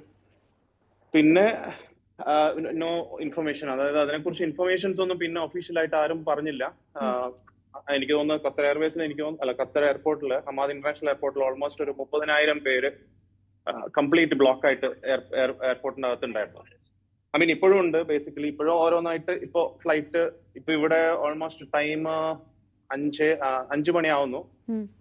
ഇപ്പൊ ഓപ്പറേഷൻസ് സ്റ്റാർട്ടായി തുടങ്ങിയിട്ടുണ്ട്. ആദ്യം ഈ ഖത്തർ എയർവേസിന്റെ ഒഴികെ ബാക്കിയുള്ള ഫ്ലൈറ്റുകളാണ് പോയിക്കൊണ്ടിരുന്നത്. ഇപ്പൊ ഖത്തർ എയർവേസ് അവരുടെ ഓൺ ഫ്ലൈറ്റ്സും ഇപ്പം സ്റ്റാർട്ട് ചെയ്ത് തുടങ്ങിയിട്ടുണ്ട്. ഇപ്പൊ ഒരു കൊൽക്കത്ത ഫ്ലൈറ്റ് ഇപ്പൊ ജസ്റ്റ് ബോർഡിംഗ് കഴിഞ്ഞു. ഇപ്പൊ എന്റെ ഫ്ലൈറ്റ് ബാംഗ്ലൂരേക്കുള്ളത് 6 o'clock എന്നാണ് പറഞ്ഞത്. ഇനി 1 മണിക്കൂർ കൂടിയുണ്ട് അല്ലേ? ഇനി 1 മണിക്കൂർ കൂടിയുണ്ട്. ഇന്നലെ രാത്രി ആ സമയത്ത് അവിടെയുള്ള ഒരു അന്തരീക്ഷം എങ്ങനെയായിരുന്നു വരുൺ? പ്രത്യേകിച്ച് നമ്മൾ ഒട്ടും പ്രതീക്ഷിക്കാത്ത ഒരു സാഹചര്യത്തിൽ പെട്ടെന്നൊരു ആക്രമണം, ഒരു വ്യോമാക്രമണം ഉണ്ടാവുക, ഒരു മിസൈൽ ആക്രമണം ഉണ്ടാവുക എന്നൊക്കെ പറയുമ്പോൾ, പ്രത്യേകിച്ച് അവിടെ ഖത്തർ, എനിക്കറിയാം ആ എയർപോർട്ടിന് ഉള്ളിൽ ഉണ്ടായിരുന്നവർ വിവരങ്ങളൊന്നും അറിയുന്നേ ഉണ്ടായിരുന്നില്ല. ഈ ഫോണിൽ വരുന്ന അപ്ഡേറ്റ്സ് കണ്ടാണ് നിങ്ങൾ പലരും ഈ കാര്യങ്ങളൊക്കെ അറിയുന്നത്. രാത്രി പിന്നീട് ഏതെങ്കിലും തരത്തിൽ അവരുടെ ഭാഗത്തു നിന്നൊരു അപ്ഡേഷൻസോ അങ്ങനെ എന്തെങ്കിലും ഉണ്ടായിരുന്നോ? ഇല്ല, ഇതിനെക്കുറിച്ചും യാതൊരു അപ്ഡേറ്റ്സും ഉണ്ടായിരുന്നില്ല. ആക്ച്വലി അവരുടെ എല്ലാ സ്റ്റാഫും ഉണ്ടായിരുന്നു. ഖത്തർ എയർപോർട്ടിലുള്ള എല്ലാ സ്റ്റാഫുകളും ആക്റ്റീവ് ആയിരുന്നു. അവരിങ്ങനെ ഓപ്പറേഷണൽ റീസൺസ് ആണ്, പക്ഷെ അവര് കറക്റ്റ് ആയിട്ട് ഇന്നതാണ് റീസൺ എന്നൊന്നും പറഞ്ഞിട്ടില്ല. പിന്നെ ഒബ്വിയസ്ലി ആൾക്കാർ ന്യൂസ് നോക്കി കണ്ടുപിടിക്കുമല്ലോ, അത് അവർക്കും അറിയാം. അല്ലാതെ കണ്ട് വേറെ ഒരു പാനിക് സിറ്റുവേഷൻ ഒക്കെ ആ സമയത്ത് എയർപോർട്ടിൽ ഉണ്ടായിരുന്നോ? ശരി, ഒരു മിനിറ്റ്, എന്റെ ഫ്ലൈറ്റ് ഒന്ന് ചേഞ്ച്, ഒന്ന് ഹോൾഡ് ചെയ്യണേ. ഹലോ, കേൾക്കാമോ? കേൾക്കാം. അത് എന്തായിരുന്നു ചോദിച്ചത് ശ്രീജ? ഇന്നലെ ആ സമയത്ത് ഒരു പാനിക് സിറ്റുവേഷൻ എയർപോർട്ടിൽ ഉണ്ടായിരുന്നോ എന്ന് ചോദിക്കാം. ഇത്രയും പേര് ഒരേ സമയം സ്റ്റക്ക് ആവുക. അതെ, അതെന്താന്ന് വെച്ച് കഴിഞ്ഞാല് അപ്പോഴേക്കും ഈ ആൾക്കാർ ചെറുതായിട്ട് ഫുഡ് കൗണ്ടർ ഒക്കെ ഫുൾ ആവാൻ തുടങ്ങി. ആൾക്കാർക്ക് ഓൾമോസ്റ്റ് ഇന്റിമേഷൻ കിട്ടി തുടങ്ങിയല്ലോ. ഒരിക്കലും ആ ഒരു ഫുഡ് കൗണ്ടേഴ്സ്, പിന്നെ ഈ പറയുന്ന പോലെ കോഫി ഷോപ്സ്, അവിടെയൊക്കെ ക്യൂ ആയി തുടങ്ങി. ബിക്കോസ് ആൾക്കാർക്ക് അറിയില്ല എത്ര മണിക്ക് ഇത് റിലീസ് ആവും, ഇവിടുന്ന് പോകാൻ പറ്റും എന്നുള്ളൊരു സീന് ആൾക്കാർക്ക്. ഇപ്പൊ എനിക്ക് അറിയില്ല ഇത് കാണാൻ പറ്റുന്നുള്ളത്, ഞാൻ ജസ്റ്റ് കാണിച്ചു തരാം. ഇതാണ് ഒരു അവസ്ഥ. എയർപോർട്ടില് റഷ് ഉണ്ട് അത്യാവശ്യം. ആൾക്കാര് നല്ല രീതിയിൽ ഇപ്പൊ ആ ഒരു റഷും ബാക്ക് ആയല്ലോ. ഓരോ കൗണ്ടറും ഫുള്ളായി തുടങ്ങിയിട്ടുണ്ട്. പക്ഷെ ഒരു ചെറിയൊരു പാനിക് സിനാരിയോ ഉണ്ടായിരുന്നു ഒരു 9 മണി 10 മണി ആ സമയത്ത്. ബിക്കോസ് എന്താണ് നടക്കുന്നതെന്നൊന്നും അറിയില്ല. നമുക്കറിയില്ലല്ലോ ഇത് എപ്പോഴാ ഇത് ക്ലിയർ ചെയ്ത് പോവാന്നുള്ളത്. പേഴ്സണലി ഞാനും ഇപ്പം 12 മണിക്കൂറോളം എയർപോർട്ടിൽ വെയിറ്റ് ചെയ്യേണ്ടി വന്നു. എന്തായാലും ആ തങ്ങിക്കിടന്ന മിക്കവാറും ഫ്ലൈറ്റുകളൊക്കെ ഓരോന്നോരോന്നായിട്ട് വിടാനുള്ള ശ്രമങ്ങൾ തുടങ്ങിക്കഴിഞ്ഞു അല്ലേ? തുടങ്ങി. ഓക്കെ. എന്തായാലും സുരക്ഷിതനായി വേഗം വീട്ടിലെത്തും വരുൺ. സന്തോഷം സംസാരിക്കാൻ കഴിഞ്ഞതിൽ. Thank you Varun.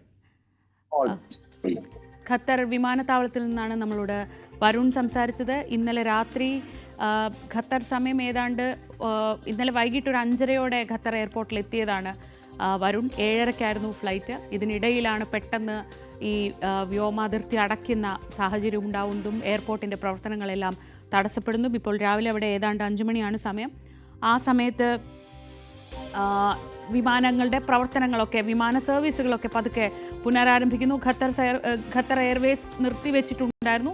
Qatar Airways അടക്കം അവരുടെ ഓപ്പറേഷൻസ് പൂർണ്ണമായി പുനരാരംഭിച്ചു എന്ന വിവരങ്ങൾ ഇപ്പോൾ ഔദ്യോഗികമായി അറിയിക്കുന്നുണ്ട്. ഇതിനിടയിലായിരുന്നു ഇന്ന് പുലർച്ചെ ട്രൂത്ത് സോഷ്യലിൽ ഡൊണാൾഡ് ട്രംപിൻ്റെ പ്രഖ്യാപനം വരുന്നത്. ഇറാനും ഇസ്രയേലും ഒരു പൂർണ്ണ വെടിനിർത്തലിന് സഹകരിക്കുന്നു, അല്ലെങ്കിൽ അതിന് സമ്മതിച്ചു എന്നത്. പക്ഷേ അതിനിടയിലും ബാഗ്ദാദിൽ ഉൾപ്പെടെ ഇപ്പോൾ ഇറാന്റെ ഭാഗത്തു നിന്ന് ഡ്രോൺ ആക്രമണമുണ്ട്. വെടിനിർത്തൽ കരാർ ഉണ്ടായി എന്ന ട്രംപിന്റെ പ്രഖ്യാപനം എന്തായാലും ഇറാൻ വിദേശകാര്യമന്ത്രി തള്ളുകയാണ്. ഇസ്രായേൽ യുദ്ധം നിർത്തട്ടെ എന്നൊരു പ്രതികരണമാണ് ഇറാന്റെ ഭാഗത്തു നിന്ന് ഉണ്ടാവുന്നത്. ഡോക്ടർ സജിമോൻ ആന്റണി തുടരുന്നുണ്ട്. ഡോക്ടർ സജിമോൻ, ഈ വിഷയത്തിൽ ട്രംപ് തുടക്കം മുതലേ എടുത്ത് ഒരു 2 ആഴ്ചത്തെ സമയം ട്രംപ് പ്രഖ്യാപിക്കുന്നു. 2 ആഴ്ചയ്ക്കുള്ളിലായിരിക്കും ഇക്കാര്യത്തിൽ തീരുമാനമുണ്ടാവുന്നതെന്ന് പറയുന്നു. പിന്നെ നാടകീയത ട്രംപ് എന്ന വാക്കിനോടൊപ്പമുള്ളത്, പേരിനോടൊപ്പമുള്ളതാണ് നാടകീയത. തൊട്ട് പിന്നാലെ നമ്മൾ കാണുന്നത് ഇറാന്റെ ആണവ നിലയങ്ങൾക്ക് നേരെ ആക്രമണം നടത്തിയെന്ന വാർത്തയാണ്. പക്ഷേ അതും എത്രത്തോളം ഇഫക്റ്റീവ് ആയിരുന്നു എന്ന കാര്യത്തിൽ സംശയമുണ്ട്. അവരുടെ ഇറാന്റെ ആണവ നിലയങ്ങളെ സംബന്ധിച്ച് പറയുകയാണെങ്കിൽ അതെല്ലാം കഴിയുന്നതും ഭൂഗർഭ മേഖലകളിലാണുള്ളത്. ഇപ്പം ഏറ്റവും ശക്തമായ അമേരിക്കൻ ബോംബ് ഉപയോഗിച്ചാണ് ആക്രമണമെങ്കിലും കാര്യമായ നാശനഷ്ടങ്ങൾ ഇല്ലെന്നാണ് ഇറാൻ പറയുന്നത്. ഇതിനെയൊക്കെ എങ്ങനെയാണ് ഈ അന്താരാഷ്ട്ര മാധ്യമങ്ങൾ, അമേരിക്കൻ മാധ്യമങ്ങളൊക്കെ കാണുന്നത്? ശ്രീ, എനിക്ക് ഇപ്പൊ പറഞ്ഞ 2 കാര്യങ്ങളുടെ ഒരു ചെറിയ വിയോജിപ്പുണ്ട്. ഒന്ന്, 2 ആഴ്ച എന്ന് പറഞ്ഞത് വിതിൻ 2 വീക്സ് എന്നായിരുന്നു അദ്ദേഹം പറഞ്ഞിരുന്നത്. അപ്പൊ വിതിൻ 2 വീക്സ് എന്ന് പറയുമ്പോൾ ഒരിക്കലും ഒരു രാജ്യം വേറൊരു രാജ്യത്തെ ആക്രമിക്കാൻ പോകുമ്പോൾ എല്ലാ ഇൻഫർമേഷനും അത് മീഡിയയോടോ അല്ലെങ്കിൽ മറ്റു രാജ്യങ്ങളോടോ ഓപ്പൺ ആയിട്ട് പറഞ്ഞു കഴിഞ്ഞതിന് ശേഷം മാത്രം ചെയ്യുന്ന അതൊരു സ്ട്രാറ്റജി അല്ലല്ലോ അത്. അപ്പം അദ്ദേഹം അതിന് വിതിൻ 2 വീക്സ് എന്ന് പറഞ്ഞു. അതിനുശേഷം ഒരു അപ്രോപ്രിയേറ്റ് ടൈമിൽ അദ്ദേഹം ഇഫക്റ്റീവായിട്ട് സ്ട്രൈക്ക് ചെയ്തു എന്നുള്ള കാര്യത്തിൽ സംശയമില്ല. എന്തുകൊണ്ടാണ് അത് സക്സസ് ആണ് എന്ന് ചോദിച്ചു കഴിഞ്ഞാൽ 125 എയർക്രാഫ്റ്റ് ഇൻക്ലൂഡിംഗ് 6 B-2 ബോംബേഴ്സ് വിത്ത് 12 ബങ്കർ ബസ്റ്റർ ബോംബേഴ്സ് ഡ്രോപ്പ് ചെയ്തിട്ട് ഇറാന്റെ ഭാഗത്തു നിന്നും ഒരു ചെറിയ പ്രതികരണമോ ഒരു കൗണ്ടറോ അല്ലെങ്കിൽ ഒരു ഇന്റർസെപ്ഷനോ നടന്നില്ല എന്നുള്ളതാണ് ആ ഒരു അറ്റാക്കിന്റെ ഒരു വലിയൊരു വിജയം എന്ന് പറയുന്നത്.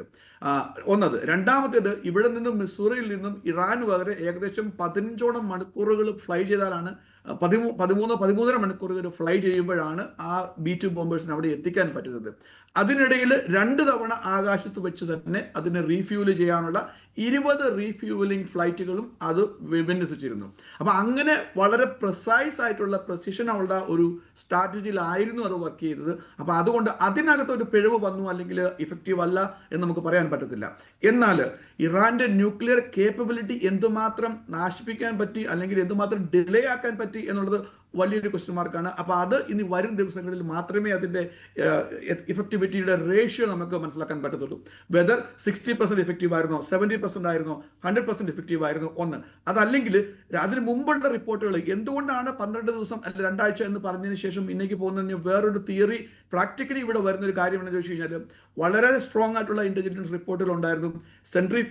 യുറാനിയം എൻറിച്ച് ആയിട്ടുള്ള സെൻട്രിഫ്യൂജസ് ഇറാന് ആ ഫോർഡം ലൊക്കേഷനിൽ നിന്ന് മറ്റ് ലൊക്കേഷനിലേക്ക് മാറ്റുന്ന പോലെയുള്ള റിപ്പോർട്ടുകളൊക്കെ ഉണ്ടായിരുന്നു. അപ്പൊ അതും വേറൊരു റീസൺ ആയിരുന്നു. കൂടുതൽ സമയം നമ്മുടെ ശത്രുവിന് അലോ ചെയ്ത് കഴിഞ്ഞാൽ നമ്മൾ ഉദ്ദേശിക്കുന്ന കാര്യങ്ങൾ അവിടെ നടക്കത്തില്ല. അതും ഒരു റീസൺ ആയിരുന്നു.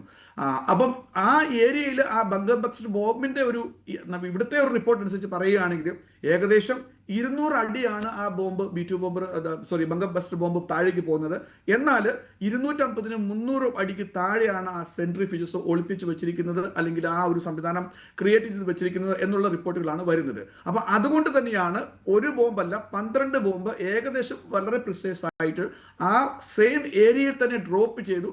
അതുവരെ സക്സസ്ഫുൾ ആണ് എന്നുള്ളത് ഇന്ന് ഏറെക്കുറെ കൺഫർമേഷൻസ് സാറ്റലൈറ്റ് റിപ്പോർട്ടുകളും ഫോട്ടോകളും കാണുവാണെങ്കിൽ നമുക്ക് വ്യക്തമായിട്ട് കാണാൻ പറ്റും അത്.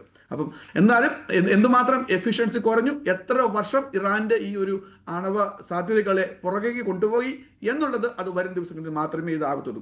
അതോടൊപ്പം ഇതിനു മുമ്പ് പറഞ്ഞ മിഥുൻ പറഞ്ഞതിനോട് 1-2 കാര്യങ്ങൾ ഞാൻ ചോദിച്ചുകൊണ്ട് പറയുകയാണ്. ഇവിടെ നിന്നുള്ള റിപ്പോർട്ടുകൾ അനുസരിച്ചിട്ട് അതായത് 6 മണിക്കൂർ മുമ്പ് നമ്മൾ സംസാരിച്ചിരുന്നപ്പം അവിടെ ഉണ്ടായിരുന്ന ഖത്തറിന്റെയും UAE-യുടെയും ഇറാഖിന്റെയും ഒക്കെ വ്യോമ അത് അടച്ചിരുന്നു കംപ്ലീറ്റ്. അപ്പോൾ എയർ സ്പേസുകൾ അടച്ചിരുന്നു. അത് എല്ലാം ഇപ്പം റീഓപ്പൺ ആയി എന്നുള്ളത് ഒരു ശുഭാപ്തി വിശ്വാസം നൽകുന്ന. പക്ഷേ അതിനിടയിൽ ഡോക്ടർ സജിമോൻ ഒരു പുതിയ വാർത്ത വരുന്നു. അത് ഇസ്രായേൽ വീണ്ടും ടെഹ്റാനിൽ ആക്രമണം നടത്തുന്നു, ടെഹ്റാനിൽ നിന്ന് വീണ്ടും ബോംബ് സ്ഫോടനത്തിൻ്റെ ശബ്ദങ്ങൾ കേൾക്കുന്നു എന്ന വാർത്തയാണ് ഇപ്പോൾ വരുന്നത്. ഇസ്രായേൽ നിർത്തുകയാണെങ്കിൽ ഞങ്ങൾ നിർത്താം എന്ന് ഇറാൻ പറയുമ്പോൾ ഇസ്രായേൽ നിർത്തുന്നില്ല. Israel conducts military strikes across Iran minutes after Trump declares ceasefire എന്ന് എക്കണോമിക് ടൈംസ് അടക്കം റിപ്പോർട്ട് ചെയ്യുന്നുണ്ട്.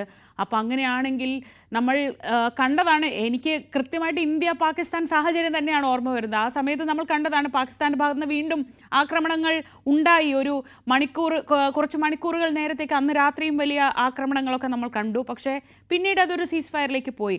അങ്ങനെ ആകും എന്ന് നമുക്ക് പ്രതീക്ഷിക്കാം അല്ലേ? തീർച്ചയായിട്ടും അതിനുള്ള ഒരു പോസിബിലിറ്റിയാണ് ഞാൻ കാണുന്നത് ശ്രീജ ഇവിടെ. കാരണം വേറെ 2-3 റീസൺസുകളുണ്ട്. Donald Trump is under severe pressure. അത് ഡെമോക്രാറ്റുകളുടെ അദ്ദേഹത്തിന്റെ എതിർ പാർട്ടിയിൽ നിന്നല്ല, അത് അദ്ദേഹത്തിന്റെ സ്വന്തം പാർട്ടിയിൽ നിന്നുള്ള വളരെ വോക്കലായിട്ടുള്ള മാർജറി ഗ്രീൻ, റെപ്രസെന്റേറ്റീവ് ഗ്രീന്, അതുപോലെ തന്നെ സ്റ്റീവ് ബാനന്, അതുപോലെ തന്നെ ഫോക്സ് ന്യൂസിന്റെ പ്രീവിയസ് ഹോസ്റ്റ് ടക്കർ കാൾസൺ. അപ്പം അങ്ങനെയുള്ള ഒരു റൈറ്റ് വിങ് എക്സ്ട്രീം ഐഡിയോളജി ഉള്ള ചില ട്രംപിന്റെ കട്ടയ്ക്കുള്ള മാഗ സപ്പോർട്ടേഴ്സ് ഉണ്ട്. അവര് ഇറാന്റെ കാര്യത്തിനകത്ത് അമേരിക്ക ഇൻട്രൂഡ് ചെയ്ത് അവിടെ ബോംബിട്ടതിനോട് ഒരിക്കലും യോജിക്കുന്നില്ല. അവർ തിരിച്ചായിരുന്നു ട്രംപിനെ അഡ്വൈസ് ചെയ്തുകൊണ്ടിരുന്നത്, സ്റ്റേ അവേ ഫ്രം ദാറ്റ്. എന്നാൽ ട്രംപിന് ഇസ്രായേലിന്റെ ഭാഗത്തു നിന്നുള്ള വലിയൊരു ഹെവി പ്രഷറും അമേരിക്കയുടെ കഴിഞ്ഞ 20-25 വർഷത്തെ ഫോറിൻ പോളിസിയിൽ ഇറാന് എങ്ങനെ മൂക്ക് കെട്ടണം, ഈ ഒരു അണുവായുധത്തിനെ കൺട്രോൾ ചെയ്യുന്നതിന് എങ്ങനെ കൺട്രോൾ ചെയ്യണം എന്നുള്ള കാര്യത്തിന് ഒരു ബോൾഡ് ഡിസിഷൻ എടുക്കാതെയും അദ്ദേഹത്തിന് പറ്റില്ലായിരുന്നു. അപ്പോൾ ആ ഒരു അച്ചീവ്മെന്റ് കിട്ടിയ സ്ഥിതിക്ക് ഇനി ഫർദർ അദ്ദേഹത്തിന്റെ കൈ അവിടെ വെച്ച് പൊള്ളിക്കാനായിട്ട് താല്പര്യപ്പെടുന്നില്ല എന്നുള്ളതാണ് എനിക്ക് മനസ്സിലാവാൻ പറ്റുന്നത്. ഒന്ന്. രണ്ടാമത്തേത്, ഇറാന് സീസ് ഫയർ അല്ലാണ്ട് ഇറാന്റെ മുന്നിൽ എന്ത് മാർഗമാണുള്ളത്? കാരണം 2023 ഒക്ടോബർ 7 ഹമാസും ഇസ്രായേലും തുടങ്ങിയ ആ യുദ്ധം ഇപ്പോഴും നടക്കുകയാണ്. അതിന് പിന്നിൽ നിന്നുകൊണ്ട് എല്ലാ ആയുധം ഉള്ള കൊടുക്കാൻ, അതായത് പരിശീലകരെയും കൊടുത്തത് ഹിസ്ബുള്ള പോലെയുള്ള ആൾക്കാർക്ക് കൊടുത്ത എല്ലാ സപ്പോർട്ടും, ഹിസ്ബുള്ള ഹൂദീസ് ഇങ്ങനെയുള്ള എല്ലാ സപ്പോർട്ടും കൊടുത്തുകൊണ്ടിരുന്നത് ഇറാൻ ആയിരുന്നു, റൈറ്റ്? അപ്പം അവരുടെ അമ്മ്യൂണൈസേഷൻ, യുദ്ധക്കോപ്പുകളുടെ സാമഗ്രികൾ ഒരു പരിധി വരെ ഡിപ്ലീറ്റ് ആയി അതിനെ റീഫിൽ ചെയ്യാൻ പറ്റിയിട്ടില്ല എന്നുള്ളൊരു വാസ്തവമാണ്. അതോടൊപ്പം തന്നെ എടുത്തു പറയേണ്ടിയിരിക്കുന്നു, കഴിഞ്ഞ വർഷം നമ്മൾ ഓർക്കുന്നുണ്ട്, സുലൈമാനിയെ വധിച്ച സമയത്ത് ഇറാന് 200-250 ബാലിസ്റ്റിക് മിസൈലുകൾ ഇസ്രായേലിലേക്ക് വിട്ടിരുന്നു. ഓർക്കണം, അത്രയും മിസൈലുകൾ വന്നിട്ടും ഒരു ആൾ പോലും അവിടെ മരിക്കുകയോ ഒരു കെട്ടിടം പോലും തകർക്കുകയോ ചെയ്തിട്ടില്ല. കാരണം അതൊരു സോഫ്റ്റ് ഷോ ഓഫ് ആയിരുന്നു, ഒരു സ്റ്റേജ് അപ്പ് ആയിരുന്നു. നിങ്ങൾ ഇങ്ങോട്ട് അടിച്ചാൽ ഞങ്ങൾക്കും അങ്ങോട്ട് അടിക്കാനുള്ള കപ്പാസിറ്റി ഉണ്ട്, ഞങ്ങളുടെ കയ്യിൽ ബാലിസ്റ്റിക് മിസൈലുണ്ട്, എന്നാൽ ഞങ്ങൾ ആരെയും തൊടുന്നില്ല എന്നുള്ള ഒരു സോഫ്റ്റ് മെസ്സേജ് കൊടുക്കുക മാത്രമായിരുന്നു. അപ്പം അതിന്റെ അർത്ഥം ഇതാണ്, ഫർദർ അവരുടെ ആയുധങ്ങൾ ഡിപ്ലീറ്റ് ആയി. അതോടൊപ്പം തന്നെ നമ്മൾ ഇപ്പം ഇവിടുത്തെ കാഷ്വാലിറ്റി നോക്കുകയാണെങ്കിൽ ആയിരക്കണക്കിന് ആൾക്കാർ ഇറാനിൽ മരിച്ചിട്ടുണ്ട്. ഒരിക്കലും നല്ലതല്ല. ഇറാനും ഇന്ത്യയുമായിട്ട് നല്ലൊരു ബന്ധമുള്ള ഒരു സിറ്റുവേഷൻ ആയിരുന്നു പല കാര്യങ്ങളിലും. അതോടൊപ്പം തന്നെ എന്നാൽ ആ റേഷ്യോ എടുത്ത് നമ്മൾ തിരിച്ച് ഇസ്രായേലിലേക്ക് നോക്കുകയാണെങ്കിൽ അവിടെ 25-26 മരിച്ചിട്ടുള്ളൂ. എന്തുകൊണ്ടാണ്? കാരണം ഇറാൻ അങ്ങോട്ട് മിസൈൽ വിടാഞ്ഞിട്ടല്ല. ഇറാൻ ഇവിടുന്ന് 10 വരുമ്പോൾ 200 തിരിച്ചു വരുന്നുണ്ട്. പക്ഷേ ആ ഒരു 200 നമ്മൾ ഒരു പച്ച മലയാളത്തിൽ പറയുകയാണെങ്കിൽ കൊട്ടയ്ക്കകത്ത് പിടിക്കുന്ന പോലെ, അല്ലെങ്കിൽ ഒരു അംബ്രലയ്ക്കകത്ത് പിടിക്കുന്ന പോണക്ക് തന്നെ അവരുടെ ഷീൽഡ് അതിനെ കവചം ചെയ്ത് പ്രൊട്ടക്ട് ചെയ്യുന്ന കാരണമാണ് അത് താഴേക്ക് വന്ന് ആളപായം വരുന്നത്. അപ്പം അങ്ങനെ വരുമ്പം ഇന്നത്തെ സിറ്റുവേഷനിൽ ഇറാൻ സപ്ലൈസിന്റെ ഒരു വലിയ പ്രോബ്ലം ഉണ്ട്. വേറൊരു റീസണ് യുക്രൈൻ്റെയും റഷ്യയുടെയും ഇപ്പോഴത്തെ കറണ്ട് പ്രശ്നമാണ്. അവരുടെ ഫൈറ്റ് കഴിഞ്ഞ 2-3 വർഷമായിട്ട് നടക്കുന്നു. റഷ്യയും റഷ്യയും ചൈനയും ഇറാനുമായിരുന്നു ഇറാന്റെ സ്ട്രോങ് സപ്പോർട്ടേഴ്സ്. റഷ്യയിൽ നിന്ന് ഈ പറയുന്ന കണക്ക് വാക്കുകൊണ്ടുള്ള ഒരു സപ്പോർട്ട് അല്ലാണ്ട് ആയുധങ്ങളായിട്ടോ അല്ലെ മറ്റു രീതിയിലുള്ള സപ്പോർട്ട് കിട്ടുന്നില്ല. കാരണം പുടിൻ തന്നെ അവിടെ വളരെ വീക്കായിരിക്കുന്ന ഒരു സമയമാണ് ഇപ്പം. കാരണം മില്യൺസ് ഓഫ് ആൾക്ക് അവരുടെ സോൾജേഴ്സ് മരിക്കുകയും അതിന്റെ റീപ്ലേസ്മെന്റ് അല്ല റീപ്ലനിഷ്മെന്റ് നോർത്ത് കൊറിയയിൽ നിന്നാണ് വരുന്നത്. റഷ്യയുടെ ആയുധങ്ങൾ ഡെപ്ലീറ്റ് ചെയ്തിട്ട് അതിന്റെ റീപ്ലേസ്മെന്റ് വരുന്നത് നോർത്ത് കൊറിയയിൽ നിന്നാണ് വരുന്നത്.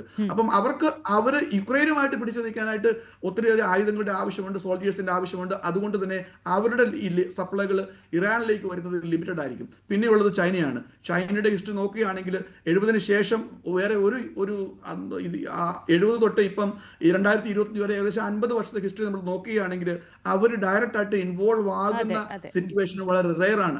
I know that India Pakistan യുദ്ധത്തിനകത്ത് തുർക്കിയിൽ നിന്ന് അല്ലെങ്കിൽ ചൈനയിൽ നിന്നൊക്കെ യുദ്ധക്കോപ്പുകൾ വന്നുള്ളത് ശരിയാണ്. ഇന്നലെ രാത്രി സത്യത്തിൽ ഒരു ആശങ്ക ഏതാണ്ട് ഒരു 3ാം ലോക മഹായുദ്ധത്തിലേക്കൊക്കെ ലോകം പോകുമോ എന്നൊരു ആശങ്കയൊക്കെ ഇന്നലെ ഉണ്ടായിരുന്നു. എന്തായാലും തൽക്കാലത്തേക്ക് ആശ്വാസകരമാണ് സ്ഥിതിയെന്ന് നമുക്ക് പ്രതീക്ഷിക്കാം. ഇന്ന് രാവിലെ ട്രംപിന്റെ ഭാഗത്തു നിന്ന് ആദ്യം ഈ ക്രെഡിറ്റ് പ്രഖ്യാപനമാണ് വരുന്നതെങ്കിൽ പോലും തുടർന്ന് അങ്ങനെ ഒരു തീരുമാനത്തിലേക്ക് തന്നെ ഇസ്രയേലും ഇറാനും പോകും എന്ന് നമുക്ക് ഒരു ശുഭാപ്തി വിശ്വാസത്തോടെ തൽക്കാലം ഈ സംഭാഷണം അവസാനിപ്പിക്കാം. Doctor Sajimon Antony, thank you so much for joining.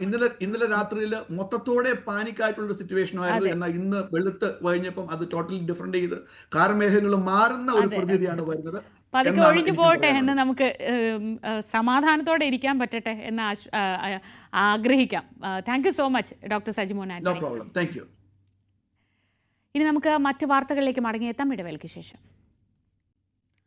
American സൈനിക കേന്ദ്രങ്ങളിലേക്ക് പ്രതികാര നടപടികളുമായാണ് ഇന്നലെ രാത്രി ഇറാൻ എത്തിയത്. ഇതേ തുടർന്നാണ് വലിയ ആശങ്കയുടെ സാഹചര്യം ഉണ്ടായത്. പക്ഷേ തൽക്കാലത്തേക്ക് ആ ആശങ്കയുടെ സാഹചര്യം ഒഴിവാവുകയാണ് എന്ന് വേണം മനസ്സിലാക്കാൻ. അമേരിക്കൻ പ്രസിഡന്റ് ഡൊണാൾഡ് ട്രംപിൻ്റെ ട്രൂത്ത് സോഷ്യലിലെ പോസ്റ്റ് ഒരു വെടിനിർത്തലിലേക്കുള്ള സൂചനയാകും എന്ന് തന്നെ ശുഭാപ്തി വിശ്വാസത്തോടെ നമുക്ക് കരുതാം. ഇന്നത്തെ മറ്റ് വാർത്തകളിലേക്ക് പോവുകയാണ്. ഇനി അഹമ്മദാബാദ് വിമാന ദുരന്തത്തിൽ മരിച്ച രഞ്ജിതയ്ക്ക് വിട നൽകാൻ നാട്. മൃതദേഹം തിരുവനന്തപുരത്ത് എത്തിച്ചു. അല്പസമയത്തിനകം മൃതദേഹം ജന്മനാടായ പത്തനംതിട്ട പുല്ലാട്ട് എത്തിക്കും. വിമാനത്താവളത്തിൽ മന്ത്രിമാരായ വി ശിവൻകുട്ടി, GR അനിൽ തുടങ്ങിയവർ മൃതദേഹം ഏറ്റുവാങ്ങി. വിവരങ്ങളുമായി സാരംഗ് സുധാകരൻ. സാരംഗ്, വലിയ പ്രതീക്ഷകളോടെ നാട്ടിൽ നിന്ന് പോയ രഞ്ജിതയുടെ മൃതദേഹമാണ് തിരികെ എത്തിക്കുന്നത്. പക്ഷേ അപ്പോഴും ഏറ്റവും ആശങ്കയുണ്ടായിരുന്നത് തിരിച്ചറിയാൻ 10 ദിവസമായിട്ടും കഴിയുന്നുണ്ടായിരുന്നില്ല. ആ സാഹചര്യത്തിൽ അല്പം ആശ്വാസമാണ്. എങ്ങനെയൊക്കെയാണ് കാര്യങ്ങൾ ക്രമീകരിച്ചിരിക്കുന്നത്?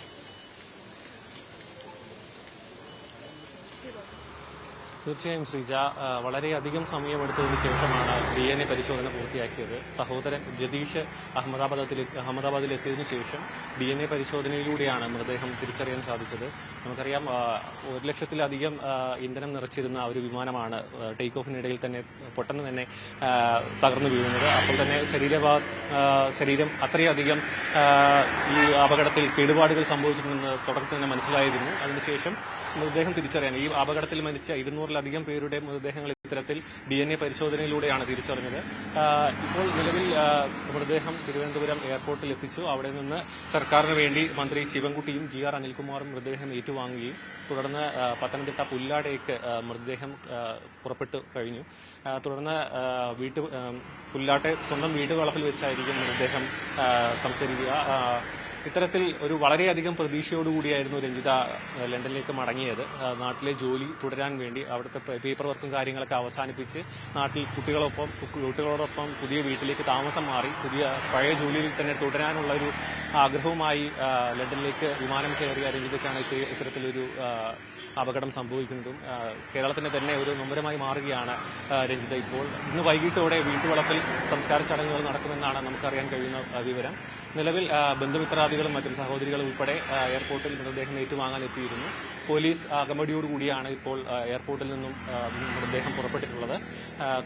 അല്പസമയത്തിനകം തന്നെ പത്തനംതിട്ടയിലേക്ക് എത്തും. അവിടെ പൊതുദർശനത്തിന് ശേഷമായിരിക്കും വീട്ടിലേക്ക് എത്തിക്കുക. തുടർന്നായിരിക്കും സംസ്കാര ചടങ്ങുകളും മറ്റും നടക്കുക. ശ്രീകാന്ത്, അവിടെ വിമാനത്താവളത്തിൽ മന്ത്രിമാരെയൊക്കെ കാണാം. ഈ സംസ്കാര ചടങ്ങുകളുടെ കാര്യത്തിലൊക്കെ തീരുമാനമായിട്ടുണ്ടോ?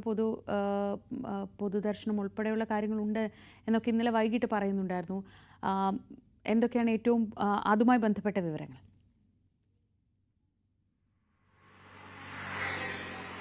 തീർച്ചയായും 7 മണിയോട് കൂടിയാണ് തിരുവനന്തപുരം എയർപോർട്ടിൽ മൃതദേഹം എത്തിച്ചത്. അതിനുശേഷം മന്ത്രി അനിൽകുമാറും അതേപോലെ തന്നെ ശിവൻകുട്ടിയും മൃതദേഹം ഏറ്റുവാങ്ങി. അതിനുശേഷം മൃതദേഹം പത്തനംതിട്ടയിലേക്ക് പുറപ്പെടുകയായിരുന്നു.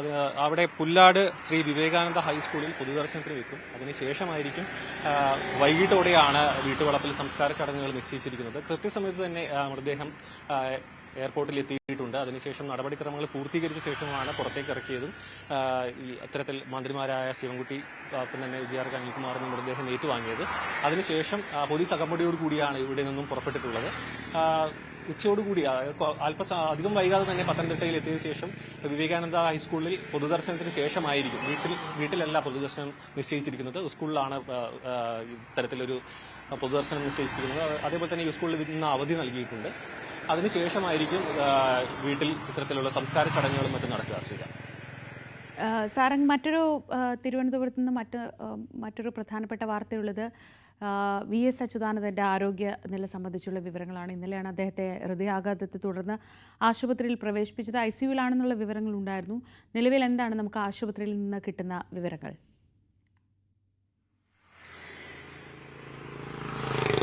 ഇന്നലെ ഉച്ചയോടുകൂടിയായിരുന്നു VSനെ ഇത്തരത്തിൽ ശ്വാസതടസ്സവുമായി ബന്ധപ്പെട്ട് ആശുപത്രിയിൽ പ്രവേശിപ്പിച്ചത്. അങ്ങനെ അത്തരത്തിലാണ് മകൻ പിന്നീട് സോഷ്യൽ മീഡിയയിലൊക്കെ നമുക്ക് പങ്കുവച്ച കാര്യം. അതിനുശേഷം ആശുപത്രിയിൽ നടത്തിയ പരിശോധനയിലാണ് ഇത്തരത്തിലൊരു ഹൃദയാഘാതത്തിന്റെ ലക്ഷണങ്ങൾ കാണുന്നുണ്ട് എന്ന് അത്തരത്തിൽ ഉള്ള വാർത്തകൾ പുറത്തേക്ക് വന്നത്. അതിനുശേഷം ക്രിട്ടിക്കൽ ICUവിലേക്ക് മാറ്റുകയും അവിടെ വെന്റിലേറ്ററിന്റെ സഹായത്തോടു കൂടി മറ്റ് ചികിത്സകളും മറ്റും തുടരുകയാണ്. അപ്പം തന്നെ വൈകുന്നേരത്തോടു കൂടി നില മെച്ചപ്പെട്ടു എന്ന രീതിയിലായിരുന്നു നമുക്ക് വിവരങ്ങൾ ലഭിച്ചത്. എന്നാൽ തന്നെ നമുക്കറിയാം VSന്റെ പ്രായാധിക്യം വളരെയധികമാണ്. 102 വയസ്സോളം ഉള്ള VSന്റെ ചെറിയ രീതിയിലുള്ള ആരോഗ്യ പ്രശ്നം പോലും അദ്ദേഹത്തിന്റെ ജീവന് വളരെയധികം ഭീഷണിയായി നിലനിൽക്കുന്നുണ്ട്. കാരണം അത്രയധികം പ്രായാധികമുണ്ട്. മാത്രമല്ല ഈ ഇത്തരത്തിലൊരു ചെറിയ ഹൃദയാഘാതത്തിന്റെ ലക്ഷണങ്ങളാണ് നിലവിലുള്ളതെങ്കിലും ശ്വാസതടസ്സം അനുഭവപ്പെടുന്നുണ്ട്. അതുതന്നെ മറ്റ് ആരോഗ്യ പ്രശ്നങ്ങളുണ്ട്, പ്രായത്തിന്റേതായ ആരോഗ്യ പ്രശ്നങ്ങളും അദ്ദേഹത്തിനുണ്ട്. അത്തരത്തിലുള്ള ചികിത്സകളും മറ്റും നൽകുന്നുണ്ട്. നിലവിൽ ആരോഗ്യസ്ഥിതി മെച്ചപ്പെട്ടിരിക്കുകയാണെന്നാണ് നമുക്ക് അവസാനമായി ലഭിക്കുന്ന വിവരം. ബാക്കിയുള്ള വിവരങ്ങളെല്ലാം മെഡിക്കൽ ബുള്ളറ്റിൻ പ്രസിദ്ധീകരിക്കുന്നതിന് വഴിയായിരിക്കും കൃത്യമായ വിവരങ്ങൾ നമുക്ക് ലഭ്യമാവുക. ശരി, സാരംഗ് സുധാകരനാണ് വിവരങ്ങൾ നൽകിയത്. തിരുവനന്തപുരത്ത് നിന്ന് VSന്റെ ആരോഗ്യനിലയിൽ അല്പം പുരോഗതിയുണ്ട് എന്നാണ് പറയുന്നത്. അദ്ദേഹത്തിന് പ്രായാധിക്യമുണ്ട്, അതുകൊണ്ട് തന്നെ ആ ആശങ്ക നിലനിൽക്കുന്നുണ്ട്. പക്ഷേ ഇപ്പോൾ കാര്യമായ ആശങ്കയ്ക്ക് സാഹചര്യമില്ല. അദ്ദേഹം തിരിച്ചു വരികയാണ്. ഇനി ഇന്നലത്തെ ദിവസത്തിൻ്റെ പ്രത്യേകത ഞാൻ പറയാതെ തന്നെ പ്രിയപ്പെട്ട പ്രേക്ഷകർക്കൊക്കെ അറിയാം. ഇന്നലെ നിലമ്പൂരിലെ കോൺഗ്രസിൻ്റെ UDFന്റെ മിന്നും ജയത്തോടെയാണ് ഇന്നലത്തെ ദിവസം അവസാനിച്ചത്. ഇനി എന്താണ് മുന്നോട്ടുള്ള പോക്ക്, അല്ലെങ്കിൽ കോൺഗ്രസിൽ VD സതീശൻ്റെ സ്പേസ്, ഇതിനെപ്പറ്റിയൊക്കെയാണ് ഇന്നലെ വൈകിട്ടായപ്പോഴേക്കും ചർച്ച മാറിയത്. നിലമ്പൂരിലെ മിന്നും വിജയത്തോടെ പാർട്ടിക്കും മുന്നണിക്കും ഉള്ളിൽ നിന്ന് പ്രതിപക്ഷ നേതാവിനെതിരെ ഉയർന്ന വിമർശനങ്ങൾക്കൊക്കെ പ്രതിരോധം തീർക്കാൻ കഴിഞ്ഞതിന്റെ ആത്മവിശ്വാസത്തിലാണ് VD സതീശൻ ക്യാമ്പുള്ളത്. അതേസമയം അൻവറിനെ നിസ്സാരമായി എഴുതിത്തള്ളിയതിന് കൊടുക്കേണ്ടി വന്ന വില ചെറുതല്ല എന്ന നിലപാടിലാണ് മറുവിഭാഗം.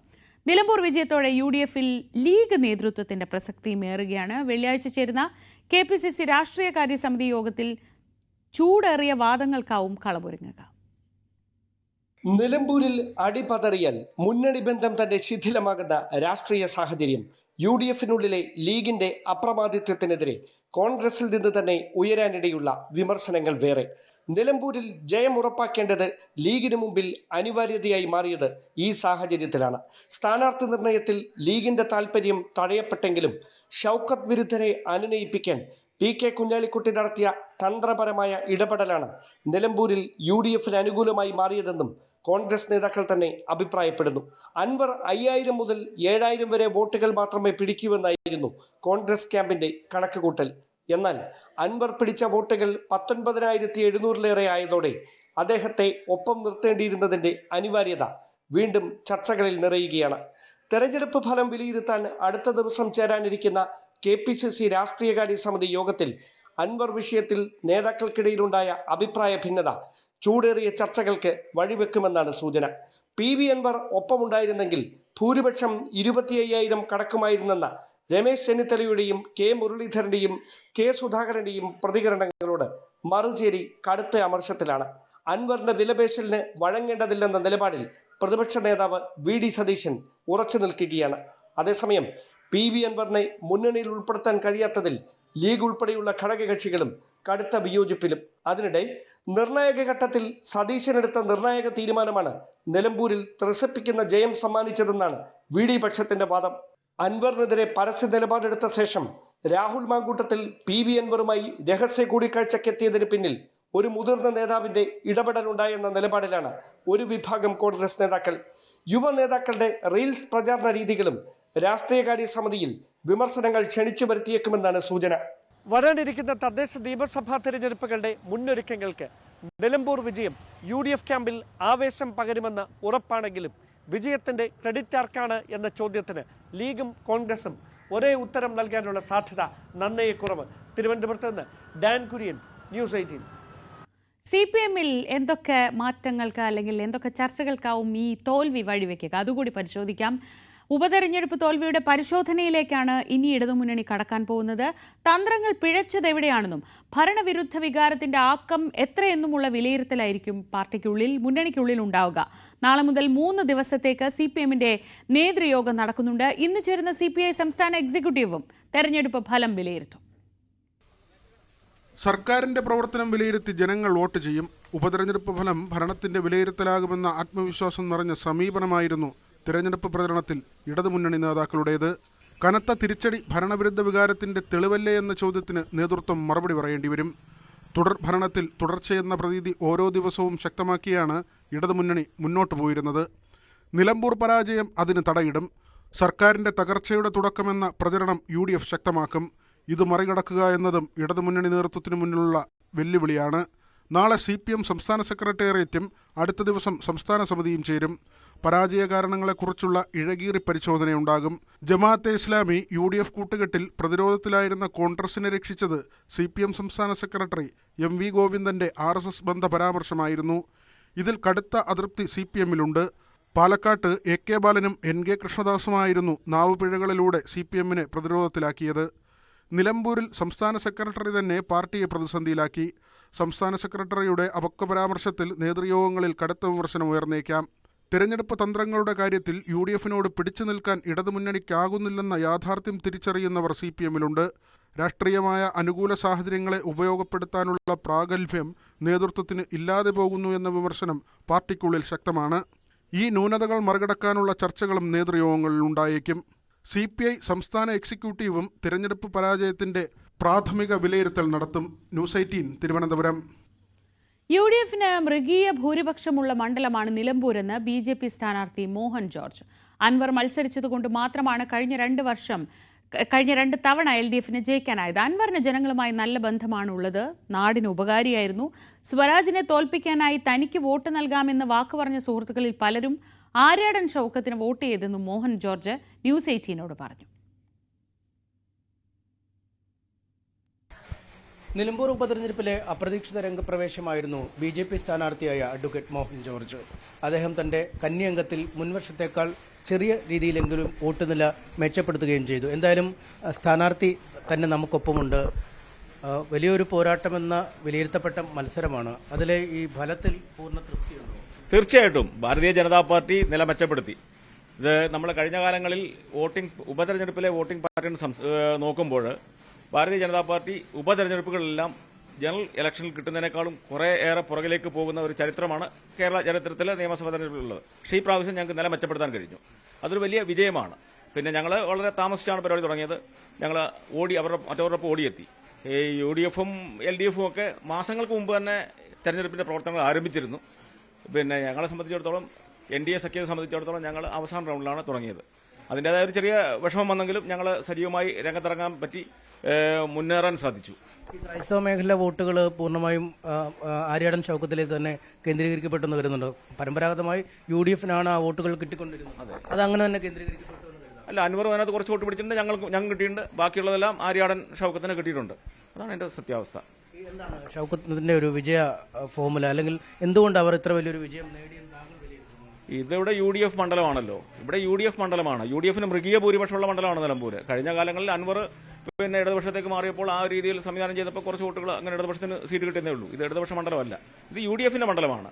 അവിടെ നിന്നും ക്രമേണ ഞങ്ങൾക്ക് മുന്നേറാൻ പറ്റുള്ളൂ. UDFന്റെ മണ്ഡലമാണ്. പക്ഷേ ലോക്സഭാ തെരഞ്ഞെടുപ്പിൽ 60,000 വോട്ടോളം ഭൂരിപക്ഷം ഉണ്ടായിരുന്നല്ലോ. അപ്പോൾ ഭൂരിപക്ഷം കുറഞ്ഞിരിക്കുകയല്ലേ, അവർക്ക് വോട്ടും കുറഞ്ഞിരിക്കുകയല്ലേ. ഇവിടെ ഈ നിയോജക മണ്ഡലത്തിൽ ഭൂരിപക്ഷം വർദ്ധിപ്പിച്ച ഏക പാർട്ടി, ഏക പ്രസ്ഥാനം ഞങ്ങളാണ്. അപ്പോൾ LDFന്റെ 66,670 മോശമല്ലാത്ത അവരുടെ അടിസ്ഥാന വോട്ടുകൾ നിലനിർത്താൻ പറ്റിയെന്നാണ്. അല്ല, അവരും കുറഞ്ഞല്ലോ. LDFും UDFും പിന്നോട്ട് പോയി വോട്ടിംഗ് സാധ്യത. ഞങ്ങൾക്ക് അല്പമെങ്കിലും വർദ്ധിപ്പിക്കാൻ കഴിഞ്ഞു. അല്പമെങ്കിലും വർദ്ധിപ്പിച്ചത് പിന്നെ NDA മുന്നണിയാണ്, ഞങ്ങളാണ്.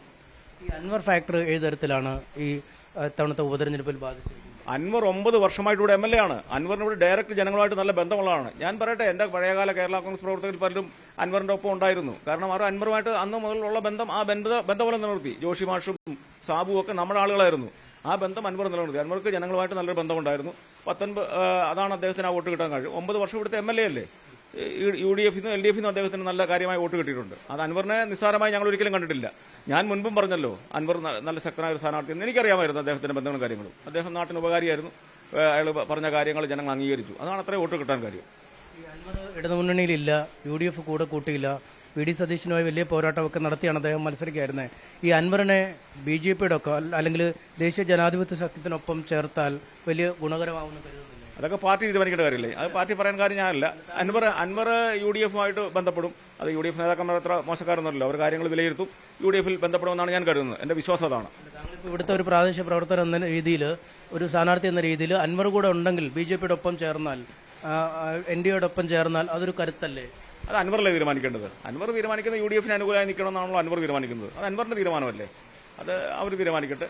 പിന്നെ ഞങ്ങളുടെ പാർട്ടിയുടെ കാര്യം പറയണമെങ്കിൽ ഞങ്ങളുടെ രാജീവ് ചന്ദ്രശേഖർ ഉൾപ്പെടെ നേതാക്കന്മാർ വേണ്ടത്. അതെനിക്ക് പറയാനൊന്നും ഒരു അവകാശവും ഇല്ല.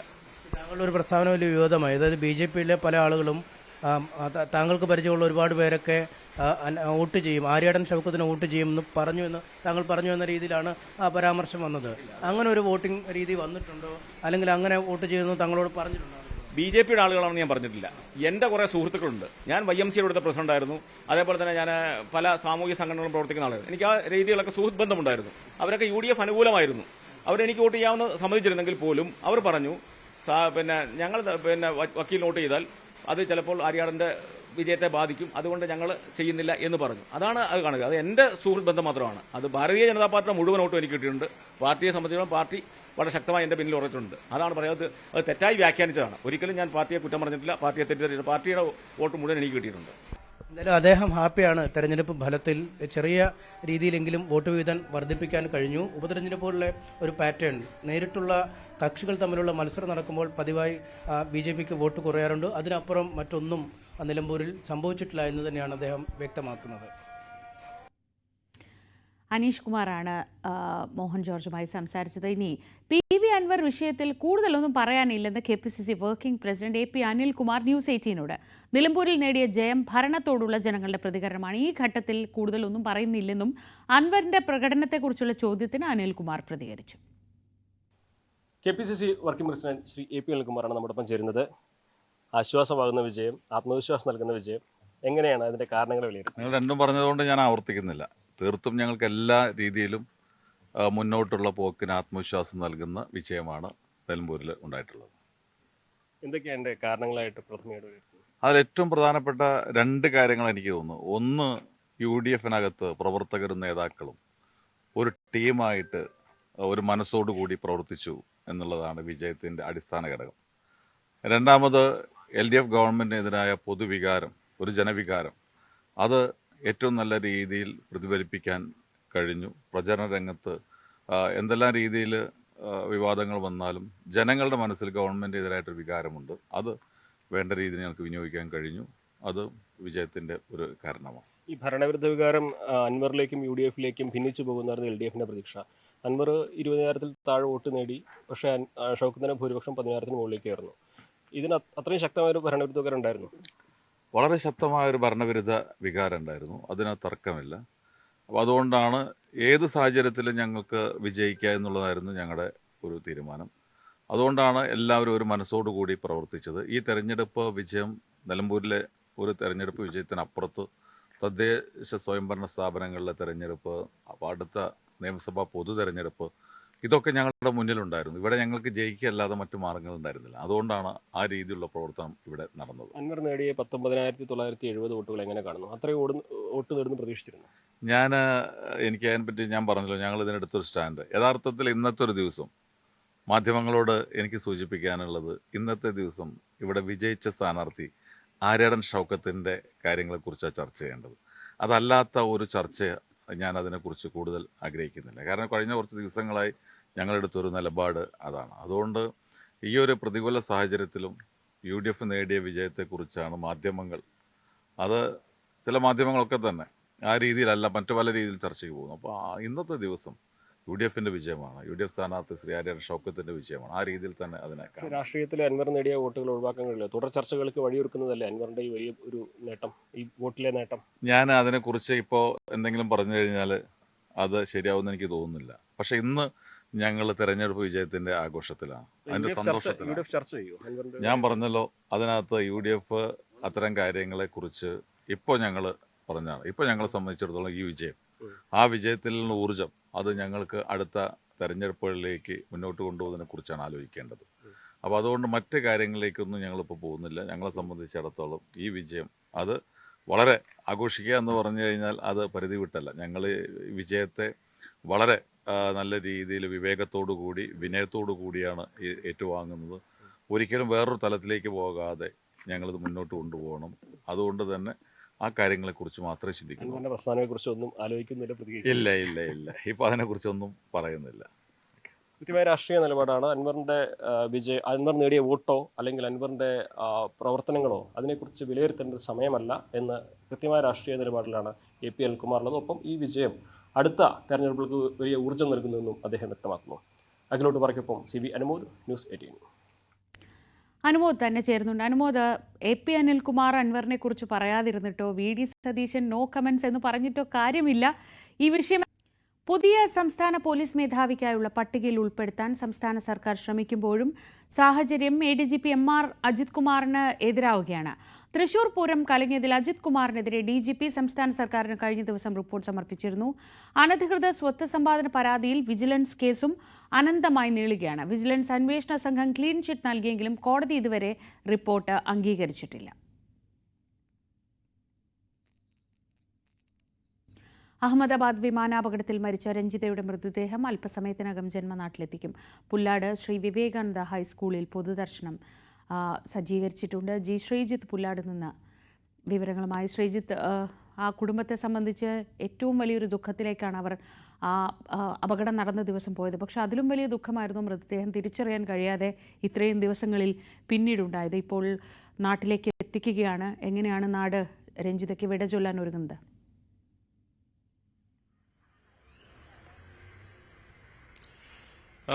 ശ്രീജ, തീർച്ചയായും അതിസങ്കീർണമായ ഒരുപാട് സാഹചര്യങ്ങളിലൂടെ കടന്ന ശേഷമാണ് ഈ മൃതദേഹം തിരിച്ചറിയുകയും പിന്നീട് നാട്ടിലേക്ക് കൊണ്ടുവരികയും ചെയ്യുന്നത്. ഞാനിപ്പോൾ നിൽക്കുന്നത് വിവേകാനന്ദ ഹൈസ്കൂളിലാണ്. ശ്രീ വിവേകാനന്ദ ഹൈസ്കൂൾ പുല്ലാടാണ്. ഇവിടെ പൊതുദർശനത്തിനുള്ള എല്ലാ ക്രമീകരണങ്ങളും ഒരുക്കിയിട്ടുണ്ട്. മൃതദേഹം കൊണ്ടുവന്ന് പൊതുദർശനത്തിന് കിടത്തുന്നതിന് വേണ്ടിയുള്ള ക്രമീകരണങ്ങൾ, ആളുകൾക്ക് എത്തി ആദരാഞ്ജലി അർപ്പിച്ച് മടങ്ങുന്നതിന് വേണ്ടിയുള്ള ക്രമീകരണങ്ങൾ, അങ്ങനെ എല്ലാ ക്രമീകരണങ്ങളും ഇവിടെ ഒരുക്കിയിട്ടുണ്ട്. ഏതാണ്ട് 10 മണിയോടുകൂടി 10:30 മൃതദേഹം ഇവിടേക്ക് എത്തിച്ചേരും എന്നാണ് പ്രതീക്ഷിക്കുന്നത്. 11 മണിയോടുകൂടി സംസ്ഥാന സഹകരണ വകുപ്പ് മന്ത്രി VN വാസവൻ ഈ നാട്ടിൽ സർക്കാരിന് വേണ്ടി അന്തിമോപചാരം അർപ്പിക്കും. ഏതാണ്ട് 1:30-2 മണി വരെ ഇവിടെ ആയിരിക്കും മൃതദേഹം പൊതുദർശനത്തിന് വെക്കുക. ഇവിടെ നിന്ന് ഏതാണ്ട് 1 കിലോമീറ്റർ മാത്രം അകലെയാണുള്ളത് രഞ്ജിതയുടെ വീടുള്ളത്. അവിടെ ഏതാണ്ട് 2:30 മുതൽ 4 മണി വരെ പൊതുദർശനം ഉണ്ടാകും. അതിനുശേഷമാണ് സംസ്കാര ചടങ്ങുകളിലേക്ക് കടക്കുക. രഞ്ജിത 5ാം ക്ലാസ് മുതൽ 10ാം ക്ലാസ് വരെ പഠിച്ച സ്കൂളാണ് ഈ വിവേകാനന്ദ വിദ്യാലയം. ഇവിടെ ഇന്ന് ഈ രഞ്ജിതയോടുള്ള ആദര സൂചകമായി ഇന്ന് സ്കൂളിന് അവധി നൽകുകയും മറ്റും ചെയ്തിട്ടുണ്ട്. എന്തായാലും ഒരുപാട് സഹപാഠികളൊക്കെ, ഇതൊരു ഗ്രാമപ്രദേശമാണ്. ആ ഗ്രാമപ്രദേശത്ത് രഞ്ജിതയ്ക്കൊപ്പം പഠിച്ചവരും ഒക്കെയുള്ള ഒരുപാട് അങ്ങനെയുള്ള ഒരു നാടാണ്. അപ്പോൾ അവിടെ നിന്നൊക്കെ ഒരുപാട് മനുഷ്യർ ഒഴുകിയെത്തും. ഇപ്പോൾ തിരുവനന്തപുരത്ത് തന്നെ ഒരുപാട് ആളുകൾ, പ്രമുഖരടക്കം എത്തി അന്തിമോപചാരം അർപ്പിച്ചിരുന്നു. സമാനമായി പുല്ലാട്ടേക്കും ഒരുപാട് ആളുകൾ എത്തിച്ചേരുമെന്നാണ് പ്രതീക്ഷിക്കുന്നത്. ഏതാണ്ട് 10:30 മൃതദേഹം ഇവിടെ പൊതുദർശനത്തിനായി എത്തിക്കും. ശ്രീജ, അവിടെ ആരൊക്കെ എത്തും എന്ന കാര്യത്തിൽ ധാരണയുണ്ടോ? ജനപ്രതിനിധികൾ ഉൾപ്പെടെ ആരൊക്കെയായിരിക്കും അവിടെ എത്തുക? എന്തൊക്കെയാണ് അത്തരം വിവരങ്ങൾ?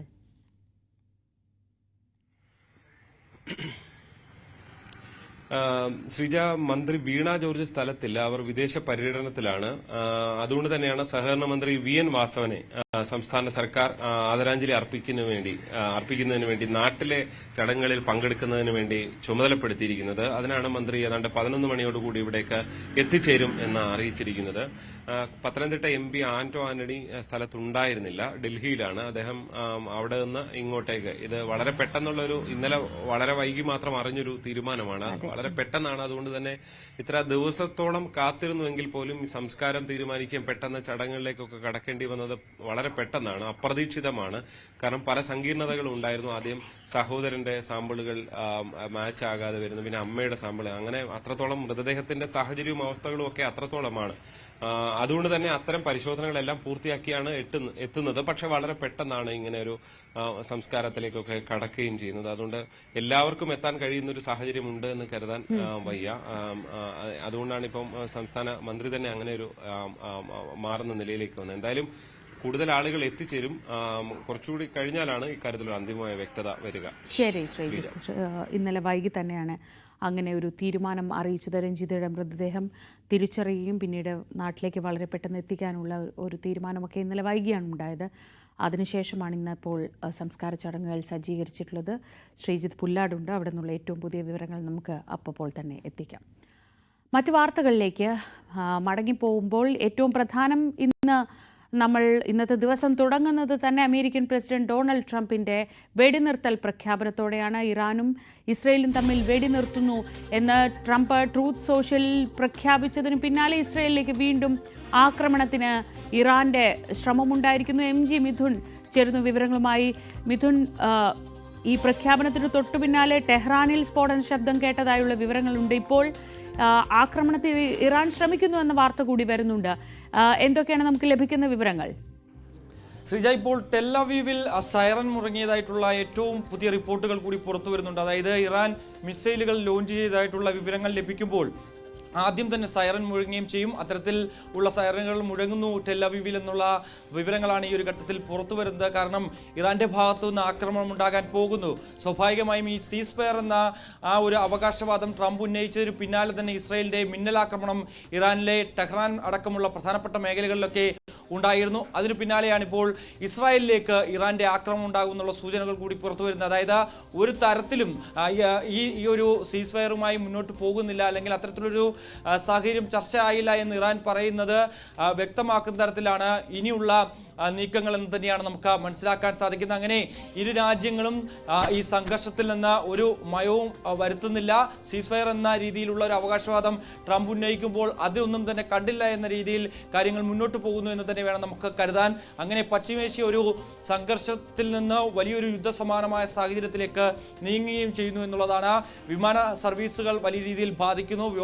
വ്യോമ പാതകൾ തുറന്നുവെങ്കിൽ പോലും തന്നെ അത് കാര്യമായ രീതിയിൽ വീണ്ടും ഒരു സാധാരണ നിലയിലേക്ക് വരാൻ സമയമെടുക്കുമെന്നുള്ള വിവരങ്ങൾ കൂടിയാണ് ഈ ഒരു ഘട്ടത്തിൽ പുറത്തു വരുന്നത്. കാരണം മറ്റ് വ്യോമ സർവീസുകൾ, അതായത് എമിറേറ്റ്സിന്റെ ഒക്കെ അടക്കമുള്ള വ്യോമ സർവീസുകളൊക്കെ പുനരാരംഭിക്കാനുള്ളൊരു നീക്കം നടക്കുന്നുണ്ട്. അതേസമയം എയർ ഇന്ത്യയെ സംബന്ധിച്ച നിലവിൽ നിരവധി വിമാനങ്ങൾ റദ്ദാക്കിയിട്ടുണ്ട്. പല വിമാനത്താവളങ്ങളിലും ആളുകൾ കുടുങ്ങിക്കിടക്കുന്നതിനായിട്ടുള്ള വാർത്തകൾ പുറത്തു വരുന്നു. അതേസമയം ഇസ്രായേലിൽ നിന്നും ഇറാനിൽ നിന്നും ഇന്ത്യക്കാരെ ഒഴിപ്പിക്കുന്നതിന് വേണ്ടിയുള്ള ദൗത്യങ്ങളും പുരോഗമിക്കുകയാണ്. ഓപ്പറേഷൻ സിന്ധുവിന്റെ ഭാഗമായി നിലവിൽ ഇപ്പോൾ ഇസ്രായേലിൽ നിന്നുള്ള ആദ്യ വിമാനങ്ങൾ 3 വിമാനങ്ങളാണ് ഇന്ന് ഇന്ത്യയിലേക്ക് എത്തുക എന്നാണ് ഔദ്യോഗികമായിട്ടുള്ള അറിയിപ്പ് വന്നിട്ടുള്ളത്. ആദ്യ വിമാനം അല്പസമയത്തിനകം തന്നെ ഏകദേശം ഒരു 8:35 കൂടിയാണ് ആ വിമാനം ഡൽഹിയിൽ എത്തിച്ചേരുക എന്നാണ് ഏറ്റവും ഒടുവിൽ നമുക്ക് ലഭ്യമാകുന്ന വിവരം. അതിനുശേഷം 11:30 കൂടി മറ്റ് 2 വിമാനങ്ങൾ കൂടി പാലം എയർബേസിൽ ലാൻഡ് ചെയ്യുമെന്ന് അറിയിക്കുകയും ചെയ്യുന്നു. അങ്ങനെ ഇന്ത്യക്കാരെ സുരക്ഷിതരാക്കാനുള്ള നടപടികൾ ഇന്ത്യയുടെ ഭാഗത്തുനിന്നുണ്ടാകുന്നു, വിദേശകാര്യ മന്ത്രാലയത്തിന്റെ ഭാഗത്തുനിന്നുണ്ടാകുന്നു. മറ്റ് രാജ്യങ്ങളിലും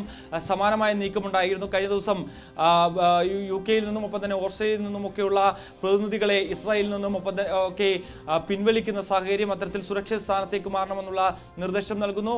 ഫ്രാൻസിൽ നിന്നുള്ള നിർദ്ദേശം. അത്തരത്തിൽ ലോകരാജ്യങ്ങൾ വലിയ ആശങ്കയോടുകൂടിയാണ് ഈ ഒരു സംഘർഷത്തെ കാണുകയും ചെയ്യുന്നത്. മറ്റൊന്ന്, ഏറ്റവും പ്രധാനപ്പെട്ട ചോദ്യം, എന്തിനു വേണ്ടി ആയിരുന്നു ഈ ഒരു യുദ്ധം ആരംഭിച്ചത്, അല്ലെങ്കിൽ ഇത്തരത്തിലൊരു സംഘർഷം ആരംഭിച്ചത് എന്നുള്ളതാണ്.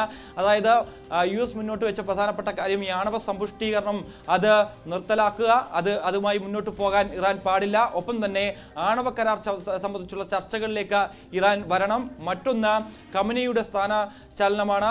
ഖമനയുടെ സ്ഥാനത്ത് നിന്ന് മാറ്റി മറ്റൊരു ഭരണകൂടം അധികാരത്തിൽ വരണം എന്നുള്ള സൂചന കൂടി US മുന്നോട്ട് വെക്കുകയും ചെയ്യുന്നു. അത്തരത്തിലുള്ള 3 കാര്യങ്ങൾ മുൻനിർത്തിയായിരുന്നു ഈ ഒരു ആക്രമണം ഇസ്രയേലും ഒപ്പം തന്നെ അമേരിക്കയും ലക്ഷ്യം വെക്കുകയും ചെയ്തു. പക്ഷേ അവർ തന്നെ ആക്രമണം നടക്കുകയും അവർ തന്നെ ഇപ്പോൾ ഒരു സീസ്ഫയറിലേക്ക് പോകുമ്പോൾ എന്താണ് ഉദ്ദേശിക്കുന്നത് എന്നുള്ളൊരു കാര്യമാണ്, പ്രധാനപ്പെട്ട ചോദ്യമാണ് ഉയർന്നു വരികയും ചെയ്യുന്നത്. അതാണ് ലോകരാജ്യങ്ങൾ ഉറ്റുനോക്കുകയും ചെയ്യുന്നത്. അമേരിക്കയുടെ ഭാഗത്ത് നിന്ന് എന്ത് നടപടിയായിരിക്കാം സ്വാഭാവികമായും ഇനി ഉണ്ടാകാൻ പോകുന്നത്. കാരണം നേരത്തെ ട്രംപ് വ്യക്തമാക്കിയാണ്, തങ്ങളുടെ ഏതെങ്കിലും ഒരു പൗരന് നേരെയോ അതല്ല ഞങ്ങളുടെ ഏതെങ്കിലും മിലിറ്ററി ബേസുകൾക്ക് നേരെയോ ഇറാന്റെ ഭാഗത്തുനിന്ന് ഒരു ചെറു വിരൽ അനങ്ങിയാൽ അതിന്റെ പ്രത്യാഘാതം ഇതിലും വലുതായിരിക്കും. 3 ആണവ നിലയങ്ങൾ തകർത്ത രീതിയിലായിരിക്കില്ല അതിന്റെ മറുപടി എന്ന രീതിയിലുള്ള പ്രസ്താവന നടത്തിയ ട്രംപ് ഇറാന് നന്ദി പറയുന്ന അടക്കമുള്ള രീതിയിലേക്ക് കാര്യങ്ങൾ എത്തിയിരിക്കുന്നു. എന്താണ് ട്രംപ് ഉദ്ദേശിക്കുന്നത്, എന്താണ് അമേരിക്കയുടെ ഇനി അടുത്ത നീക്കം എന്നുള്ളതാണ് ലോകരാജ്യങ്ങൾ ആശങ്കയോടെ കാണുകയും ചെയ്യുന്നത്. ഏത് തരത്തിലുള്ളൊരു ആക്രമണം ആയിരിക്കും അമേരിക്ക ലക്ഷ്യം വെക്കാൻ പോകുന്നത് എന്നുള്ളതാണ് ഏവരും ഉറ്റുനോക്കുകയും ചെയ്യുന്നത്. അതേസമയം നേരത്തെ സൂചിപ്പിച്ചതുപോലെ തന്നെ ഒരു വിട്ടുവീഴ്ചയ്ക്കും തയ്യാറല്ല എന്ന രീതിയിൽ ഇരു രാജ്യങ്ങളുടെയും പോര് രൂക്ഷമായി തുടരുന്നു. ഇസ്രായേൽ മിന്നലാക്രമണം നടത്തുന്നു. അതിനു പിന്നാലെ ഇപ്പോൾ മിസൈൽ ലോഞ്ച് ചെയ്തതായിട്ടുള്ള വിവരങ്ങൾ, ഇറാൻ മിസൈലുകൾ ഇസ്രായേലിനെ ലക്ഷ്യം വെച്ചുകൊണ്ട്, ടെൽ-അവീവിനെ ലക്ഷ്യം വെച്ചുകൊണ്ട് ലോഞ്ച് ചെയ്തതായിട്ടുള്ള വിവരങ്ങൾ വരുന്നു. അങ്ങനെ ഒരു തരത്തിലും പിന്നോട്ടില്ല എന്ന് ഇരു രാജ്യങ്ങളും പറയുകയും ചെയ്യുന്നു. മറ്റൊന്ന്, പശ്ചിമേഷ്യയിൽ കൂടുതൽ സങ്കീർണമായ സ്ഥിതിവിശേഷത്തിലേക്ക് പോകുന്നു. മറ്റ് അറബ് രാഷ്ട്രങ്ങൾ കൂടി ഈ ഒരു സംഘർഷത്തിന്റെ ഭാഗമാകുന്നു എന്നുള്ളതാണ് ഏറ്റവും പ്രധാനപ്പെട്ട കാര്യം. കാരണം ഖത്തറിനെ അല്ല തങ്ങൾ ആക്രമിക്കാൻ ഉദ്ദേശിച്ചത്, യുഎസിന്റെ മിലിറ്ററി ബേസിനെയാണ് എന്ന് പറയുമ്പോൾ പോലും തന്നെ സ്വാഭാവികമായും അവിടുത്തെ ജനങ്ങൾക്ക് വലിയ ആശങ്കയുണ്ട്. പക്ഷേ മിഥുൻ, അപ്പോഴും ഖത്തറിന്റെ ഭാഗത്തു നിന്ന് അങ്ങനെ ഒരു പ്രതികരണം, അതായത് ഒരു സംഘർഷത്തിന്റെ സാഹചര്യത്തിലേക്കുള്ള പ്രതികരണം ഒന്നും വരുന്നില്ല എന്നത് ശ്രദ്ധേയമാണ്. മറിച്ച് ഖത്തറിനെയും അമേരിക്കയും അറിയിച്ചുകൊണ്ട് വളരെ മിതമായ രീതിയിൽ ആളുകൾക്ക് നാശമില്ലാതെ അവിടെ നിന്ന് വിമാനങ്ങൾ മുഴുവൻ മാറ്റാൻ സമയം കൊടുത്തുകൊണ്ടൊരാക്രമണം നടത്തുമ്പോൾ അത് പേരിനുള്ളൊരു ആക്രമണം മാത്രമാണ്. വേറെ ആ പ്രദേശത്ത് പോലും മറ്റെവിടെയെങ്കിലും എന്തെങ്കിലും തരത്തിലുള്ള ആഘാതം ഉണ്ടായതായി പോലും വിവരങ്ങളില്ല. അപ്പോൾ കൃത്യമായി ഇറാന്റെ ഒരു നിലപാടുണ്ടായിരുന്നു, ഞങ്ങളെ അമേരിക്ക ആക്രമിച്ചാൽ തിരിച്ച് മിഡിൽ ഈസ്റ്റിലുള്ള അമേരിക്കൻ വ്യോമത്താവളങ്ങളെ ഞങ്ങൾ ലക്ഷ്യമിടുമെന്നൊരു പ്രഖ്യാപനമുണ്ടായിരുന്നു. ആ പ്രഖ്യാപനം സാധിച്ചു കൊടുക്കാൻ, ആ ആഗ്രഹം സാധിച്ചു കൊടുക്കാനുള്ളൊരു ആക്രമണം എന്നതിനപ്പുറത്തേക്ക് ഇപ്പോഴത്തെ സാഹചര്യം, ഇന്നലെ നടന്ന ആക്രമണത്തിന്റെ ഒരു ഇന്റൻസിറ്റി ഉണ്ടായിട്ടേയില്ല. ശ്രീജ, മറ്റൊന്ന്, ഒരു മുന്നറിയിപ്പ് കൂടി അമേരിക്ക നൽകുക. കാരണം തങ്ങളെ ആക്രമിച്ചതിനുള്ള മറുപടി അത് ഇങ്ങനെ ആയിരിക്കുമെന്ന് അത് വ്യക്തമാക്കി കൊടുക്കുക എന്നുള്ള ലക്ഷ്യവും ഇറാനെ സംബന്ധിച്ചുണ്ട്. കാരണം തൊട്ടടുത്തുള്ള രാജ്യങ്ങളാണ് UAE, ഒപ്പം തന്നെ സൗദി അറേബ്യ ഒക്കെ ഉള്ളത്. അവിടെയൊക്കെ അൽ-ഉദൈദ്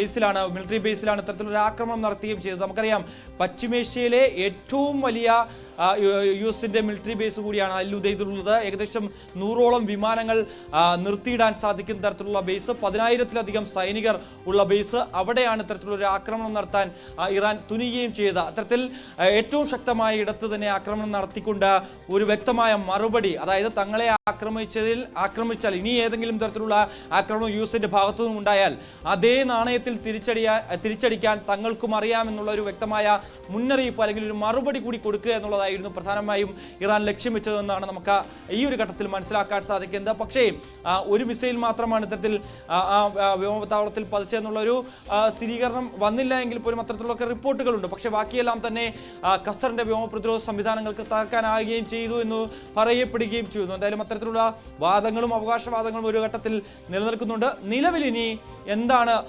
ഇറാന്റെ ലക്ഷ്യം, ഒപ്പം തന്നെ ഇസ്രായേൽ എന്താണ് ലക്ഷ്യം വെക്കാൻ പോകുന്നത്? സ്വാഭാവികമായും അമേരിക്കയുടെ നിലപാടിനൊപ്പം നിൽക്കുക എന്നുള്ളതാണ് ഇസ്രായേലിനെ സംബന്ധിച്ച് ഇനി മുന്നോട്ട് പോകുമ്പോൾ അവരങ്ങനെയാണ് ചെയ്യാറുള്ളത്. അപ്പോൾ ഇസ്രായേൽ ഇനി എന്ത് നടപടി സ്വീകരിക്കും? ബെഞ്ചമിൻ നെതന്യാഹു ഈ ഒരു ആക്രമണവുമായി ബന്ധപ്പെട്ട എന്ത് നിലപാട് സ്വീകരിക്കും? തുടർന്ന് സീസ് ഫയറുമായി മുന്നോട്ട് പോകാൻ തയ്യാറാകുമോ?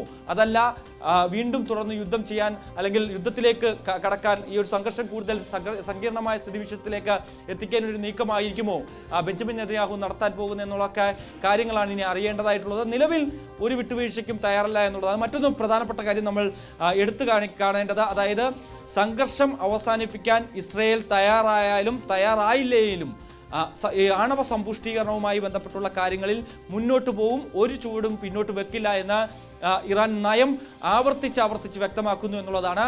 അപ്പോൾ എന്തിനു വേണ്ടിയായിരുന്നു ഈ ഒരു ആക്രമണം അല്ലെങ്കിൽ ഇത്തരത്തിലുള്ള ഒരു സംഘർഷത്തിലേക്ക് ഇസ്രയേലും പിന്നീട് യുഎസും വന്നതെന്നുള്ള ചോദ്യമാണ് പ്രധാനമായി ഉയരുന്നത്. ശരി, മിഥുനാണ് വിവരങ്ങൾ നൽകിയത്. എന്തായാലും ഇന്ന് പുലർച്ചെ ലോകം കണ്ടത് അമേരിക്കൻ പ്രസിഡന്റ് ഡൊണാൾഡ് ട്രംപിൻ്റെ വെടിനിർത്തൽ പ്രഖ്യാപനമായിരുന്നു. ഇരു രാജ്യങ്ങളും പക്ഷേ അതിനോട് ഇതുവരെയും പ്രതികരിച്ചിട്ടുണ്ടായിരുന്നില്ല. ആദ്യഘട്ടത്തിൽ വരുന്നത് ഇറാൻ വിദേശകാര്യമന്ത്രിയുടെ പ്രഖ്യാപനമാണ്. അത് ഞങ്ങൾ അത്തരത്തിൽ ഒരു വെടിനിർത്തൽ കരാറിലും ഒപ്പിട്ടിട്ടില്ല, അല്ലെങ്കിൽ അതിന് സമ്മതിച്ചിട്ടില്ല, ഇസ്രയേലാണ് തുടങ്ങിവെച്ചത്, ഇസ്രയേൽ നിർത്തിയാൽ അത് അവസാനിക്കുമെന്ന ഒരു പ്രഖ്യാപനം മാത്രമാണ് വരുന്നത്. ഇപ്പോൾ നടക്കുന്ന ആക്രമണങ്ങൾ നമ്മൾ ഇന്ത്യ പാകിസ്ഥാൻ വെടിനിർത്തൽ ട്രംപ് പ്രഖ്യാപിച്ചതിന് പിന്നാലെ കണ്ടതാണ്. പാകിസ്ഥാന്റെ ഭാഗത്തുനിന്ന് പിന്നീട് പ്രകോപനമുണ്ടായിരുന്നു, പക്ഷേ പിന്നീട് അതൊരു വെടിനിർത്തലിലേക്ക് എത്തുകയാണ് ഉണ്ടായത്. അങ്ങനെ ആ തരത്തിൽ തന്നെ ആകും ഇപ്പോഴും എന്ന് നമുക്ക് പ്രതീക്ഷിക്കാം. ഒരു 10 ദിവസം നീണ്ടു നിന്ന യുദ്ധം ഈ ഒരു പ്രഖ്യാപനത്തോടെ അല്ലെങ്കിൽ ഈ പകലോടെ അവസാനിക്കുമെന്ന് നമുക്ക് പ്രതീക്ഷിക്കാം. ഇനി മറ്റ് വാർത്തകളിലേക്ക് പോകും മുമ്പ് ഒരു സ്പെഷ്യൽ ഡേ വിഷസിലേക്കാണ് നമ്മൾ പോകുന്നത്. കണ്ണൂർ മട്ടന്നൂരിലെ രഞ്ജിത്തിൻ്റെയും സുഹന്യ ദാസിൻ്റെയും മകൾ കാർത്തിക രഞ്ജിത്തിൻ്റെ 5ാം പിറന്നാൾ ഇന്നാണ്. കാർത്തിക കുട്ടിക്ക് ഹൃദയം നിറഞ്ഞ പിറന്നാൾ ആശംസകൾ. Happy birthday Karthika.